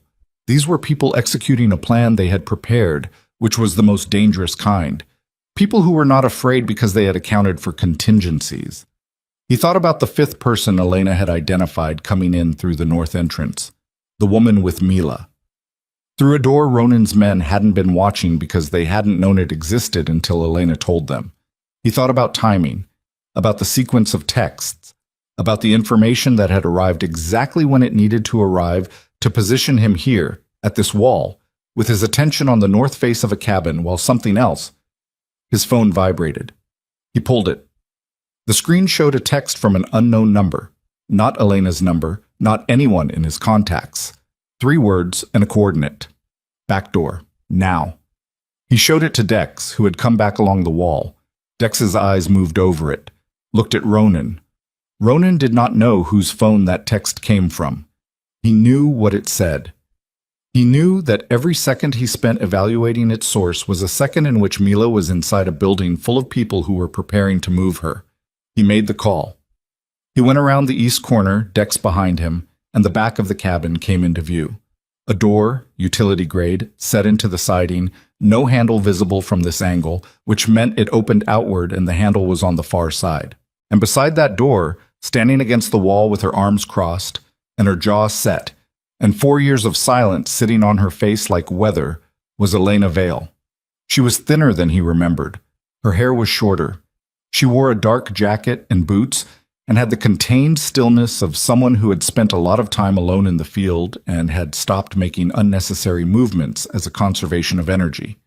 She looked at him with eyes that were the same gray iron as his own, which had always struck people who met them together as uncanny, as though the Vale family had a single set of eyes distributed between them. Those eyes, right now, were doing something complicated. "You think I gave up the farmhouse?" she said. Not a question. He looked at her. "Did you?" "No." Flat, unequivocal. "I didn't know about the farmhouse. You never told me where it was, and I didn't ask." She held his gaze without flinching. "Someone else in your circle gave it up. Think about who knew and work backward." He didn't have time to work backward. He would work backward later. Right now, he looked at his sister, whom he had not seen in 4 years, who was standing at the back door of a criminal network hub with her arms crossed and no weapon visible, and he made the same kind of decision he'd been making all morning. The decision based not on complete information, but on red, on the accumulated data of knowing someone since before either of them could walk. "How many on the other side of this door?" he said. Elena's jaw worked once. When I came in through the north entrance 40 minutes ago, before your bikes were in the tree line, before they knew you were here, there were two people in the back room, Vale and a woman named Carver, who maintains the server hardware. She paused. Gary Crenshaw will have moved to the front room when he came back inside. Diane is most likely with him. And Mila. Elena's expression shifted. It was a small shift, contained, the shift of someone who has put a wall up around a particular thing because the wall is what makes the rest of the work possible. The woman who brought her in, her name is Hess. She works logistics for Vale. Mila was... She stopped, restarted. The girl wasn't hurt. When I saw her come in, she was walking on her own, holding Hess's hand. A pause. She was holding it the way kids hold the hand of someone they trust. Something about that was worse than if she'd said Mila had been carried in struggling. Much worse. Ronan put his hand on the door. Ronan, Elena said. One word, the way she'd said his name since they were children, carrying the weight of whatever she needed him to hear that she wasn't going to say twice. He looked at her. Diane is inside, Elena said. She is not a hostage. She chose this, but she is also... Another stop. This one longer. Her jaw was doing the thing it did when she was working out how honest to be. She is also the reason I spent 7 months on this network, because Diane Vance is the Keller Falls node. She's been the node for longer than Gary has been in her life. Gary was recruited because of her, not the other way around. Elena held his gaze steadily.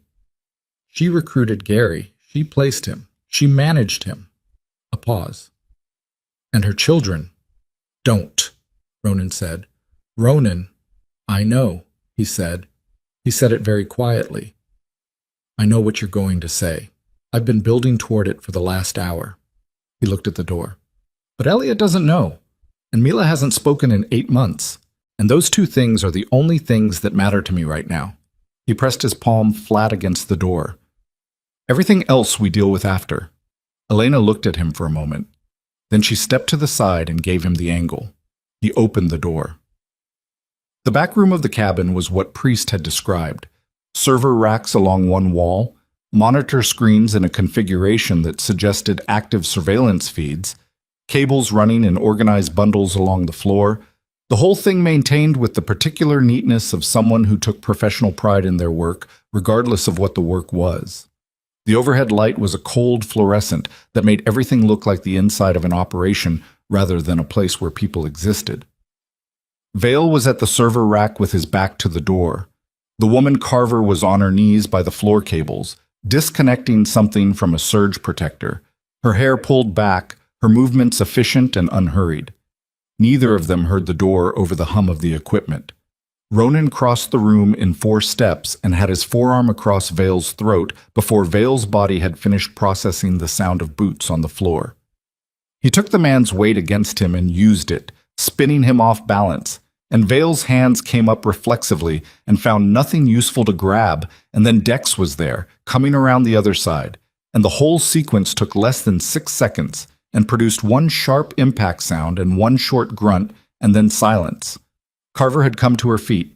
She was looking at Dex's hand and what Dex's hand contained, and she made the immediate calculation that people with survival instincts make, and she did not move and did not speak. On the floor, Dex said. Quiet. No theater. Keep your hands where I can see them. She got on the floor. Ronan released Vale, disoriented, not unconscious, already processing, and looked at the monitor screens. Surveillance feeds from multiple exterior angles, exactly as he'd feared. 4 cameras covering the property's perimeter. He looked at the angles and found what he was looking for, or rather didn't find it. The northwest quadrant, the approach he and his brothers had used, was a blind spot, genuine, uncovered. The cameras had been positioned to cover the road and the 2 visible approaches, and the tree line at the northwest was dead space. Elena had told him the truth about that. He looked at the feeds from the front of the cabin, from the front room. He could see, in the upper left monitor, a partial view of the interior, a couch, a table, the edge of a door frame. Diane Crenshaw was visible in the frame's periphery, standing near the table, her back to the camera, talking to someone off screen. Her posture was not the posture of someone afraid. It was the posture of someone waiting. Gary Crenshaw crossed the frame behind her, carrying something. A case, the flat kind used for hard drives, moving with purpose. And then, in the lower corner of the frame, visible for 2 seconds before she moved out of the camera's angle, a pink coat with toggle buttons. Ronan's chest tightened with a specific total compression that he did not allow to reach his face, or his hands, or his body. He turned to Vale, who was sitting against the server rack with his back to the hardware and his eyes doing the calculation of a man assessing how bad his current situation is and whether it can be recovered. He was in his mid-40s, broad, with the particular quality of contained physicality that suggested he had trained it deliberately and maintained it with discipline. His face was composed, not afraid, working.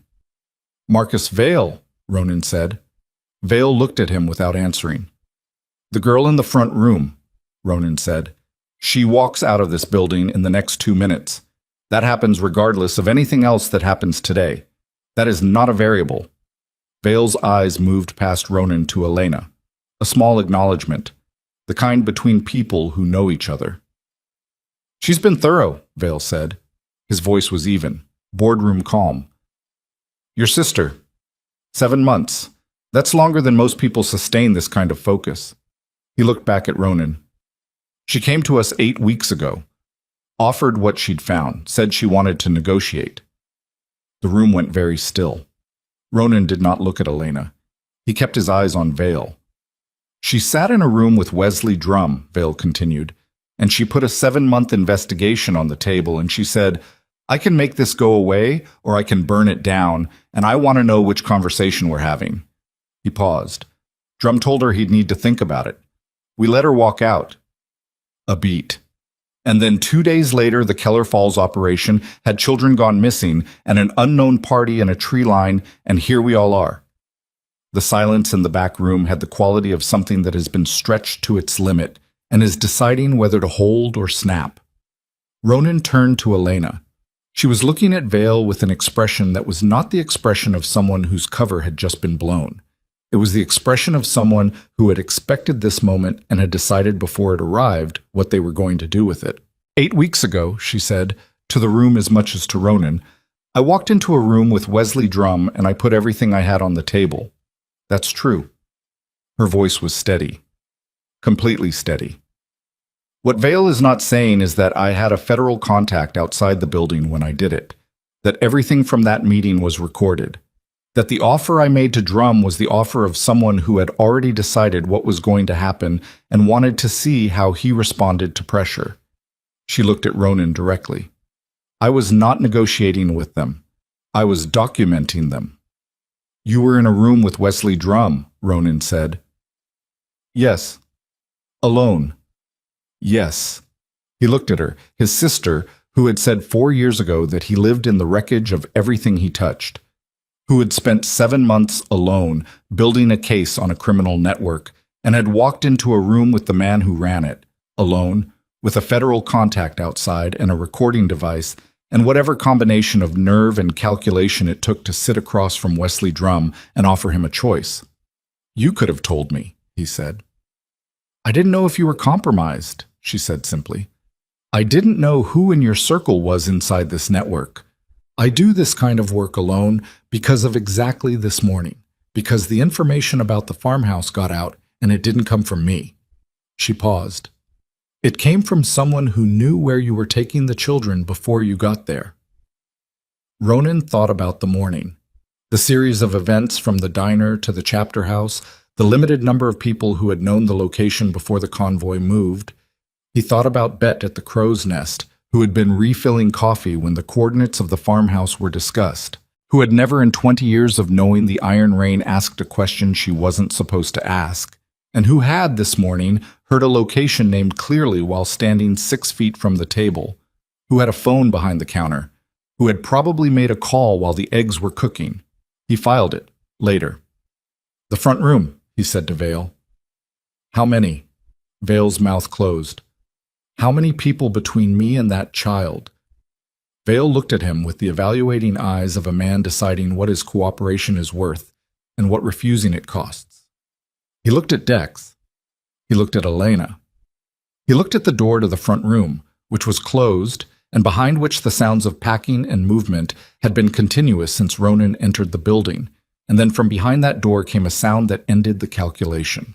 A sound that was small and high and had not been heard in 8 months, because the person making it had not made any sound for 8 months. Not a word, not a whisper, not even, as far as Elliot had been able to tell, a cry in the night, a single syllable, the word no. Mila's voice. Ronan went through the door. The front room opened up, larger than the back room, the furniture sparse and functional, a central table covered in equipment in various stages of being packed into cases, and Gary Crenshaw at the far side of it, and Diane Crenshaw near the east window with her arms crossed, and a woman who was presumably Hess near the door holding a case, and in the center of the room, on the floor between the table and the couch, Mila. She had sat down. She had simply sat down on the floor in the middle of the room and crossed her arms and her legs, and was looking at the wall with an expression of absolute focused refusal that was the most specific and extraordinary act of resistance Ronan Vale had ever seen in his life. A 6-year-old girl who had not spoken in 8 months in the middle of a criminal operations field office, having decided that she was not going to move, having said no. Hess was crouched beside her, speaking quietly, her hand on Mila's arm. Mila was ignoring her with the total, serene completeness of a child who has decided that the person speaking does not exist. Gary Crenshaw looked up when the door opened. His face moved through 3 expressions in under a second: surprise, calculation, and then a specific neutrality that was the face of a man who has practiced composure under pressure and is now applying it. He was holding one of the flat drive cases. His jacket was on. He had been seconds from moving.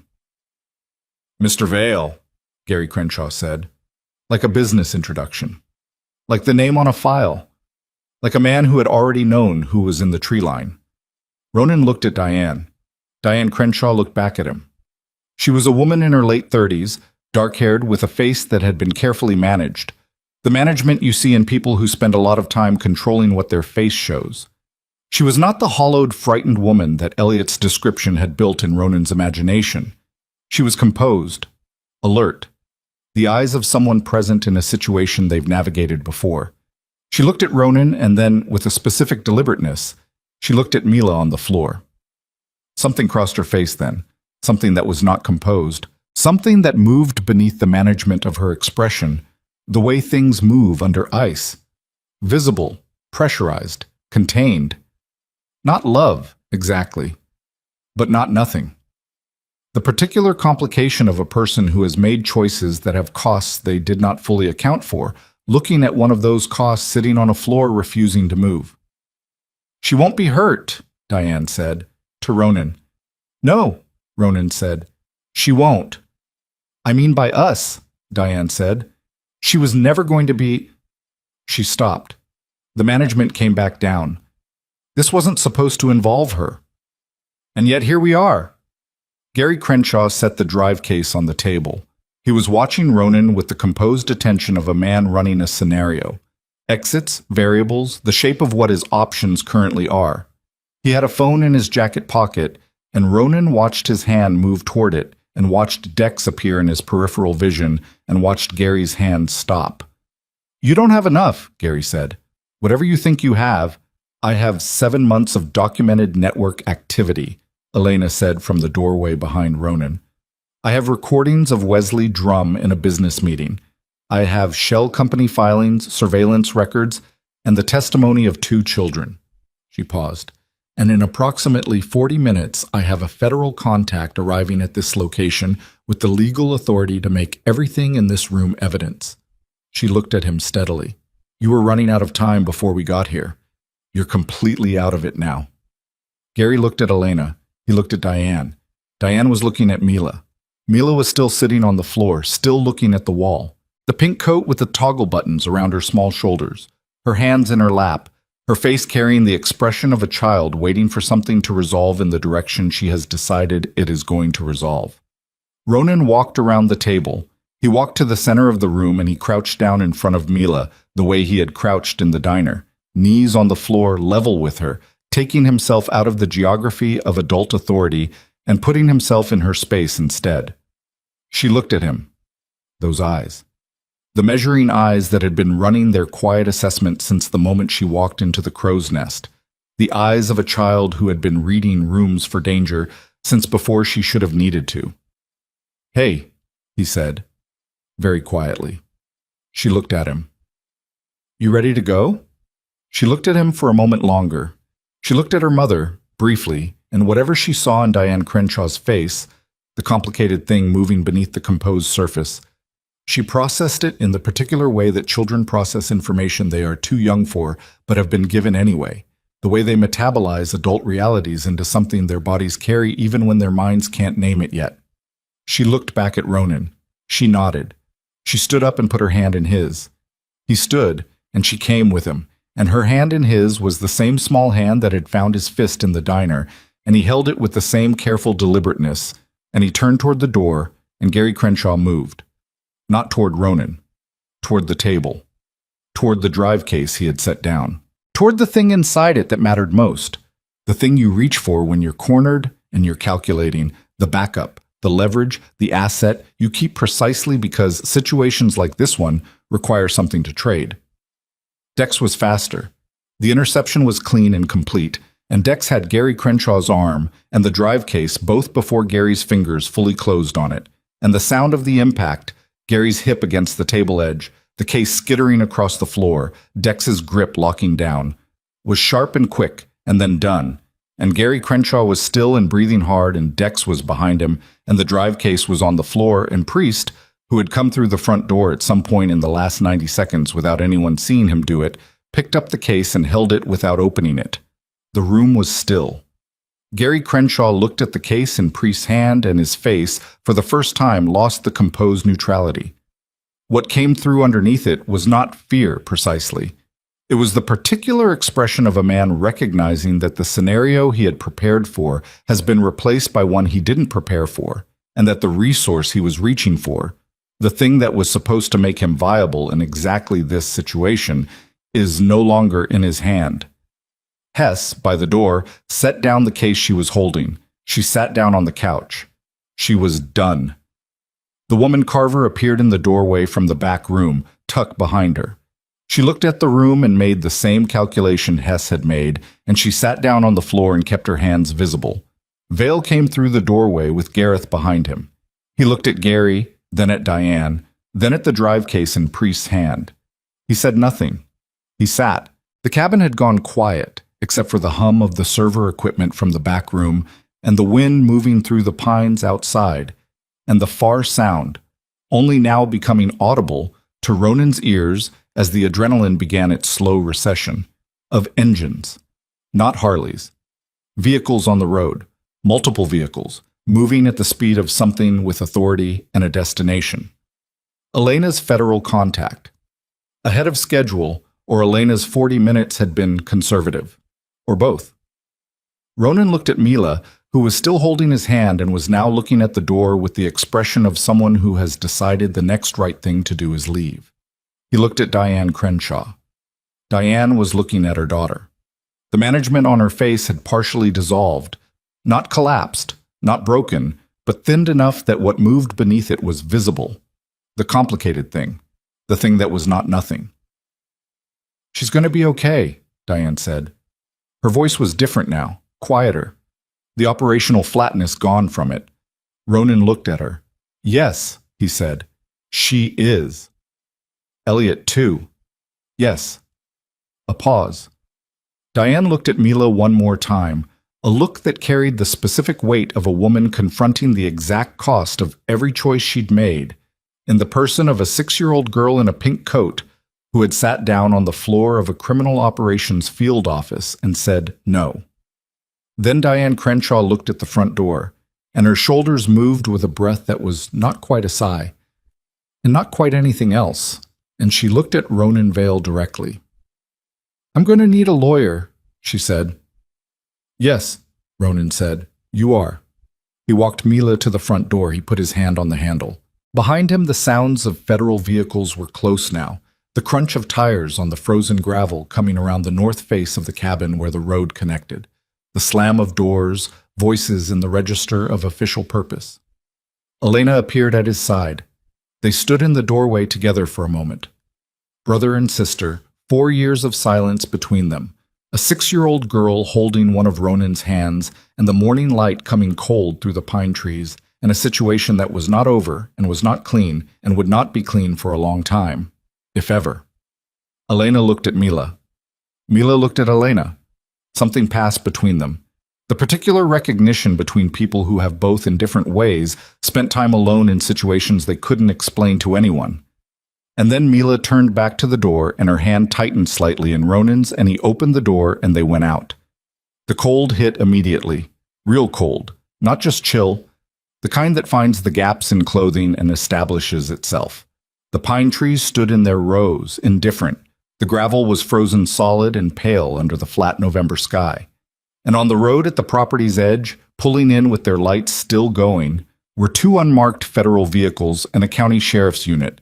And getting out of the lead vehicle was a woman in a dark coat who looked at Elena with the expression of someone keeping a professional appointment that had required considerable preparation. And Elena said quietly and precisely, 7 months, 2 days, and approximately 11 hours, to the woman, and the woman nodded once and moved toward the cabin. Ronan looked down at Mila. She was looking at the trees, at the sky, at the frost on the gravel, at the particular quality of outdoor air that is different from indoor air in a way that matters enormously when you've been inside a room against your will. She breathed in, long and deliberate. She looked up at Ronan. "Elliot," she said. Her voice was small and clear and entirely itself, and it was the second word she'd said in 8 months, after no, and both of them were complete. Ronan's throat did something he did not permit to become anything visible. "Yeah," he said. "Let's go get your brother." He was moving to the bike. Mila would ride in front of him, his jacket around her, the cold be damned, when his phone buzzed. He looked at the screen and stopped. Big Cal, calling back. Finally, he answered. Big Cal's voice came through rougher than usual. "Not injured." Ronan scanned it immediately for the specific roughness of pain and didn't find it, but unsettled, which for Big Cal was the equivalent of another man's crisis. "The kid," Big Cal said. "Elliot, he's gone." The pine trees stood in their rows. The federal vehicles were at the cabin door. Elena was 20 feet away, coordinating with the woman in the dark coat. Mila was looking up at Ronan with her hand in his. "Gone where?" Ronan said. "I don't know," Big Cal said. "I was watching the perimeter. Front door was locked. I went to check on him. He was at the table 20 minutes ago, Ronan. I had eyes on him 20 minutes ago. And then he wasn't." A pause. And in the pause, the particular weight of a man who does not make mistakes of this kind, who has never made a mistake of this kind, carrying the fact that he has now made it. He took one of the chapter bikes. The key was in the garage. Ronan looked at the road. At Route 9 Alternate, which ran north past the cabin and south toward the chapter house, and east toward Keller Falls, and a house with a locked office and a clean record and 2 welfare checks, and a man who was now in federal custody, and a mother who had asked for a lawyer, an 8-year-old boy. On a bike he didn't know how to ride. With $11 in his pocket and the specific determination of a child who has run out of patience for waiting and has decided that if nobody will tell him what's happening, he will go find out. Heading, Ronan was completely certain, toward the one place that had always been the center of everything Elliot Vance had been trying to protect. Home. His phone showed 4% battery, dying by the second. He looked at Mila, who was reading his face with those careful eyes, who had said 2 words in 8 months, and both of them were complete and purposeful, who was 6 years old and had already shown more clarity about what mattered than most adults managed in a lifetime. "I need you to trust me one more time," Ronan said to her. She looked at him. She nodded once, the nod of someone who has already decided. He swung onto the bike, settled her in front of him, wrapped his jacket around her small frame, and zipped it over both of them so that only her face was visible. And he kicked the engine to life, and the Harley's sound filled the frozen morning air and the trees and the sky, and Elena turned from the cabin doorway and looked at him, and read the situation in his face in the way that sisters read brothers across 4 years and 40 yards, and any number of complications, and she pointed south and mouthed, "Go." He went. The road unspooled south under the wheels, frost at the edges, the yellow center line coming in flashes, the engine underneath him steady and enormous and warm, and Mila sat perfectly still in front of him with her face into the wind and her hands gripping the fabric of his jacket, and he pushed the Harley to the edge of what the road could safely hold, and then a fraction past it, because Elliot Vance was somewhere on this road on a bike he had never ridden with $11, and the stubborn, unbreakable love of a child who had been protecting his family since before he knew that was what he was doing, and Ronan Vale was not going to let him arrive alone at what was waiting. Behind him, he heard it before he saw it, the sound building from behind, from the cabin's direction. Not federal vehicles, not the county unit. Harleys, his brothers, mounting up, coming out of the property's gravel drive and hitting the road and settling into the formation that needed no instruction, that existed in the muscle memory of men who had ridden together through situations that had no good outcome and had found the acceptable one anyway. Dex's engine, distinct. He knew it by pitch, the way you know voices. Priest behind, the others following. Iron rain moving south on Route 9 alternate on a November morning with a 6-year-old girl in a pink coat tucked inside Ronan Vale's leather jacket and an 8-year-old boy somewhere ahead on a stolen bike with $11 and the specific courage of someone who has never once had the luxury of giving up. The road curved, the trees opened, and there, half a mile ahead, barely visible, a dark shape on the road's center line, moving with the wobbling, concentrated effort of someone who has learned in real time what it means to hold a bike steady, someone too small for the machine and making it work through sheer insistence, was Elliot. Ronan didn't slow down. He closed the gap at a controlled speed, not rushing the approach, not wanting to startle the boy on the bike into a correction that would put him in the ditch. When he was close enough, he throttled back and came alongside and looked over. Elliot looked back. His face was the face of a child who had been frightened and had decided that fear was not sufficient reason to stop and had been in the process of proving this to himself for however many miles he'd covered on a bike. He couldn't reach the foot pegs on properly. His jaw was set. His knuckles on the handlebars were white. His eyes were red at the edges. Not from crying, Ronan thought, but from the cold and the wind and the specific strain of prolonged effort. He looked at Ronan. He looked at the small shape inside Ronan's jacket, the pink coat visible at the collar, the dark eyes looking back at him. His face broke. Not collapsed, broke. The way something under pressure breaks when the pressure is finally removed, the clean fracture of relief. He kept the bike steady through it, which was its own kind of extraordinary, and his voice when it came out was rough and cracked on every syllable. "Mila," he said. From inside Ronan's jacket, her voice came clear and small and complete. "Elliot," she said. His name, in her voice, on a frozen road in November, was the third word she'd spoken in 8 months, and Ronan Vale throttled back further, and the convoy behind him slowed, and the road held them all. The boy on the bike with white knuckles, the man with the gray iron eyes, the small girl in the pink coat speaking her brother's name into the cold air like something she'd been holding and was finally ready to put down in a safe place. The trees stood in their rows, the sky held its gray. And Elliot Vance, 8 years old, with $11 and a bruised jaw and more courage than the world had given him any reason to develop, pulled the bike to the road's edge and stopped it, and put his feet down and looked at his sister. And the convoy held around them, 12 bikes going quiet one by one, 12 men who had done enough hard things to know when something was not their moment, and this was not their moment. And the engines died to silence, and the November air filled the space they left, and nobody said anything, because there was nothing that needed saying. Except, after a moment, from behind Ronan, from the first bike back in the formation, Dex's voice, low and dry, and carrying the weight of a man who has been in enough situations to know what they cost. "Kid rode 4 miles on a Harley he can't reach the pegs on," Dex said, to nobody in particular. "Through the cold, alone." A pause. "Goes in the record books," Priest said from further back. Elliot heard it. He was still looking at Mila, his face still doing the thing it was doing, but the corners of his mouth moved. Not quite a smile. Close enough. Ronan looked at the road ahead. South. Toward Keller Falls. Toward a house with a locked office and a clean record. Toward the shape of what came next. The legal machinery now in motion. Elena's federal contact at the cabin. The evidence in the drive case Priest had caught before Gary's hands closed on it. The testimony that would need to be gathered. The children who would need to be placed. The questions about Diane that had no answer yet that Ronan was prepared to give Elliot. Not today. Not on this road. Today was this. A girl in a pink coat. A boy with white knuckles. 12 men on cold bikes in a row on Route 9 alternate who had crossed 40 yards of open ground this morning and gone through a door and come out the other side with the only thing that mattered. Ronan looked down at Mila. She was still looking at her brother. The measuring eyes, for once, were not measuring. They were just seeing.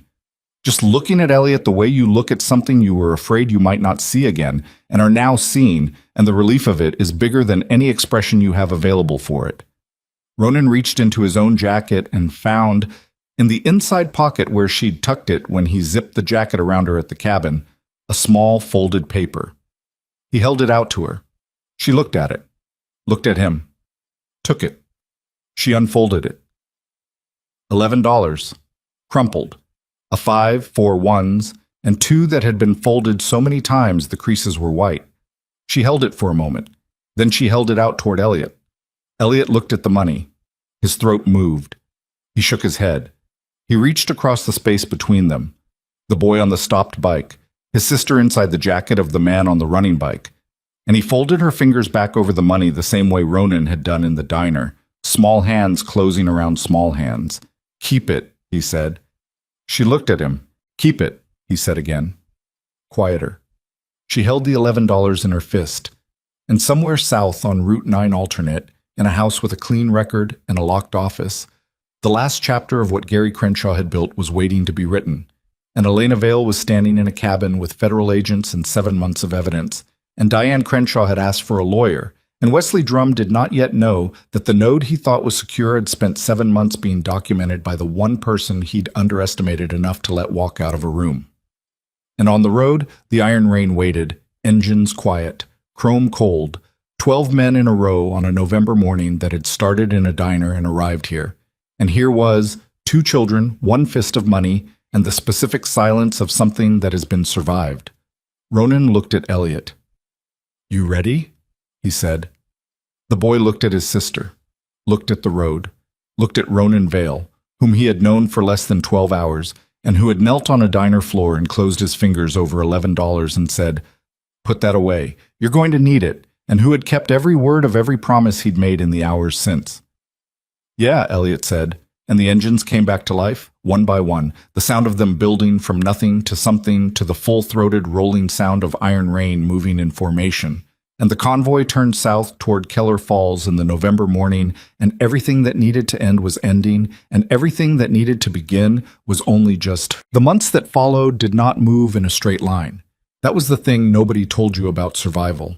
Not the dramatic kind, not the kind that happened on frozen roads and in server rooms and in tree lines at dawn, but the ordinary kind, the daily kind, the kind that required you to get up and make breakfast and sign forms and sit in rooms with people who asked careful questions in careful voices and remember to breathe through all of it. The months bent and doubled, and sometimes a Tuesday felt longer than the entire week that contained it. And sometimes a whole month passed, and Elliot would look up and realize November had become February without him fully registering the transition. The legal machinery moved the way legal machinery moves, slowly, and then all at once. Wesley Drum was indicted on federal charges in December, 14 counts, a document that Elena Vale had spent 7 months building into something no defense attorney could dismantle. Gary Crenshaw entered a plea agreement in January, which was the pragmatic decision of a man who had seen the drive case in Priest's hands and understood what it contained.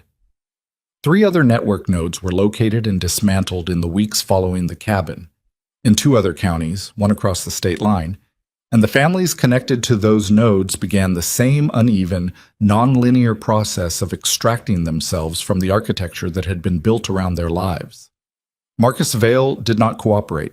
He was, as Elena put it with the dry precision she applied to most things, what the system was designed for. Diane Crenshaw's case took longer. It was more complicated in the way that things are complicated when the truth requires dismantling an image that a child has constructed from love and necessity. Elliot learned the full shape of it in pieces. Not because Ronan decided the pacing, but because Elliot himself said it, asking questions when he was ready for the answers and going quiet when he wasn't, and Ronan honored the rhythm of it without comment. There was a lawyer. There were meetings Elliot did not attend, and meetings he did. There was a morning in February when Elliot came downstairs at the chapter house, where he and Mila had been staying in the 2 back rooms that Big Cal had quietly and without ceremony made livable, and he sat at the central table and looked at his hands for a long time without speaking, and Ronan sat across from him and drank bad coffee and did not speak either, and after a while Elliot said, "She knew what Gary was when she married him." Ronan said, "Yes. She knew what he was doing to us." A pause.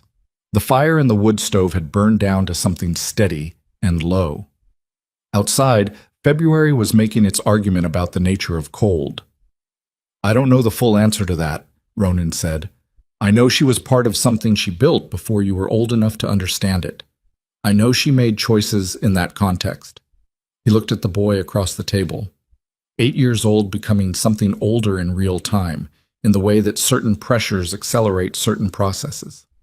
"I also know she looked at Mila in that room, and that look was real." Elliot was quiet for a moment. "That's not enough." "No," Ronan said. "It's not." Another silence. The honest kind. The kind that doesn't require filling. "Is she going to go to prison?" Elliot asked. "Probably. For some time. Her cooperation with Elena's contact matters. How much? I don't know yet." Elliot nodded slowly. He looked at his hands, then he looked up. "Are we going to be okay? Me and Mila?" Ronan held his gaze. "Yes," he said. And he said it the way he had said everything to this boy since the night in the diner. Without performance, without the softening that would make it feel better and mean less. Just the word, with his full weight behind it. Elliot looked at him for a long moment. Then he picked up his glass of water and drank it and set it down and said, "Okay."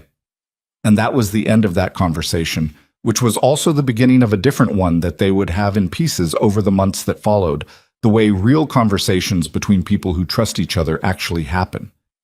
Mila began speaking in January. Not all at once, not in a rush of released words.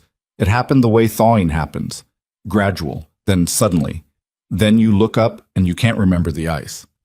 Single words at first, then 2 words. Then a sentence, delivered to Drake one morning when he was making tea, and she had a question about whether the chapter house cat, a gray, disapproving animal that had arrived in October and never left, was allowed on the counter. "He shouldn't be up there," she said, clearly and completely.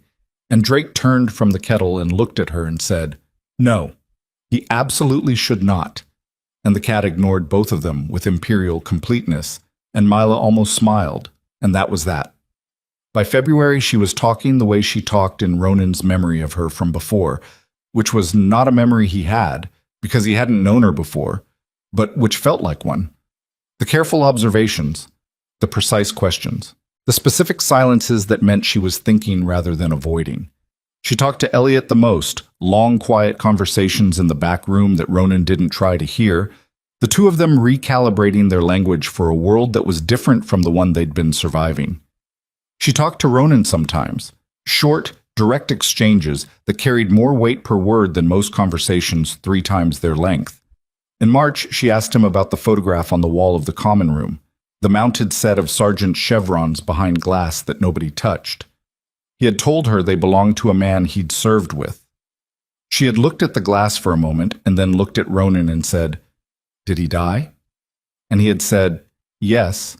And she had said, "Are you sad about it still?" And he had said, "Yes." and she had nodded as though this confirmed something she already believed about the nature of loss, which was that it did not resolve, but it also did not end you. And then she had gone back to whatever she was doing. He thought about that exchange more than he expected to. Elena came to the chapter house twice in the months that followed the cabin. The first time was in December, brief, operational. She had documents that needed signatures and information that needed to be shared, and she did both things efficiently and then stood in the doorway of the common room for a moment before she left and looked at Mila, who was sitting in front of the fire with the chapter house cat and a book she'd gotten from somewhere, and Elena's face did the thing it had done in the cabin, the thing beneath the management, moving like pressure beneath ice. She didn't say anything. She left. The second time was in February, and it was not operational. She arrived on a Sunday with no prior notice, which was unusual for Elena, and she brought food, not from a restaurant but made, which was even more unusual, and suggested a kind of intention that neither of them commented on. She sat at the central table and ate with Ronan and Elliot and Mila and Big Cal, who had taken to appearing at mealtimes with the quiet inevitability of a man who has decided without announcing the decision that this is one of his responsibilities now. It was a meal that had no agenda. Elliot talked about something that had happened at the temporary school enrollment Ronan had organized, a thing involving a project on local history that he was apparently approaching with more thoroughness than the assignment required. Mila ate with the focused attention she brought to everything and occasionally corrected Elliot's account of the school situation in ways he disputed and she was right about. Elena listened to all of it. She didn't contribute much. But toward the end, when Mila had gone to find the cat and Elliot had gone with her, Elena sat with her coffee and looked at the table and said, without preamble, 4 years ago, I said you lived in the wreckage of everything you touch. Ronan waited. I was right about who you were then, she said. I'm not sure it's still true. He looked at her. His sister, with the same gray iron eyes, with 7 months of work and a federal case and a Sunday meal she'd cooked and brought without being asked. I'm not sure either, he said. Elena picked up her coffee. That's probably the most honest thing you've ever said to me. Don't get used to it, he said, and she made a sound that was almost a laugh, which was as close as they'd gotten in 4 years, and they left it there at almost, which was further than they'd been. The Crow's Nest Diner opened again in March after Bet Jarvis cooperated with the investigation and entered an agreement of her own. She had made a single phone call on a single morning and had spent every day since in the specific purgatory of a person who understands precisely what that phone call cost. She reopened the diner because she didn't know what else to do with herself, and because the coffee had to come from somewhere, and because the broken sign outside still said CRW's NET, and someone had to decide whether to fix it or take it down. She fixed it. The iron rain came back on a Sunday in March. Not all of them. 6 bikes, 7 men, an easy ride on a morning that had finally agreed to be something other than punishing. They sat in their usual places, and Betty brought coffee without being asked, and didn't say anything about December, and neither did they. And that was the particular kind of accounting that happens between people who have a complicated history and have decided to continue anyway. Elliot and Mila were in the back booth. Elliot was doing the school project he'd mentioned at dinner. Papers spread across the table. A borrowed library book open beside them, his handwriting moving across the page with the focused energy of someone who has found, in the ordinary work of learning things, a structure that the preceding months had not provided. He was wearing a jacket that was actually his size. Ronan had noticed the too large canvas jacket was gone in January and had not asked where it went. Mila was drawing. She had developed, in the months at the chapter house, a habit of carrying a small notebook and drawing in it with the same focused observation she applied to everything. Not art exactly, more like documentation, the careful recording of things she found worth remembering. The chapter house cat had appeared in it. Drake's geometric napkin shapes. The frost pattern on the farmhouse's east window on a specific February morning. She was drawing the diner. Ronan sat at the counter with his coffee and watched the room in the way he watched rooms, not with the old vigilance, the surveillance of a man who expects attack, but with the quieter attention of someone present. The neon beer sign in the window, The jukebox that hadn't worked since 2019. The booth in the corner where Priest was not reading his paperback. The counter where Dex was eating pie with mechanical efficiency. Big Cal in the far booth, occupying it fully, watching the parking lot with eyes that never fully stopped working. His phone buzzed. Elena. A text. Federal sentencing for Drum. 18 months from now, minimum. Case is solid. He put the phone away. He looked at the booth where the children were. Elliot, paper spread, writing. Mila, drawing, the notebook held close the way she held things she was concentrating on. Above the counter, in a small frame that Betty had put up without comment sometime in the weeks after December, were $11, a 5, 4 ones, and 2 that had been folded so many times the creases had gone white, not mounted like a trophy, hung like a reminder, the way you hang something that has weight you want to keep from forgetting. Betty came by with the coffee pot. She refilled his cup. She looked at the frame. Kid asked me to put it up, she said. Came in last week, just him. Asked if I still had it. She looked at it a moment longer. Said it was the most expensive thing he'd ever spent. Ronan looked at the frame, at the $11, at what they'd bought, which was not revenge and not rescue, and not the disappearance of a man, but something harder to name and more permanent. The particular consequence of a frightened child walking into a room full of dangerous men and finding, against every reasonable expectation, that the room was safer than the world outside it. He picked up his coffee.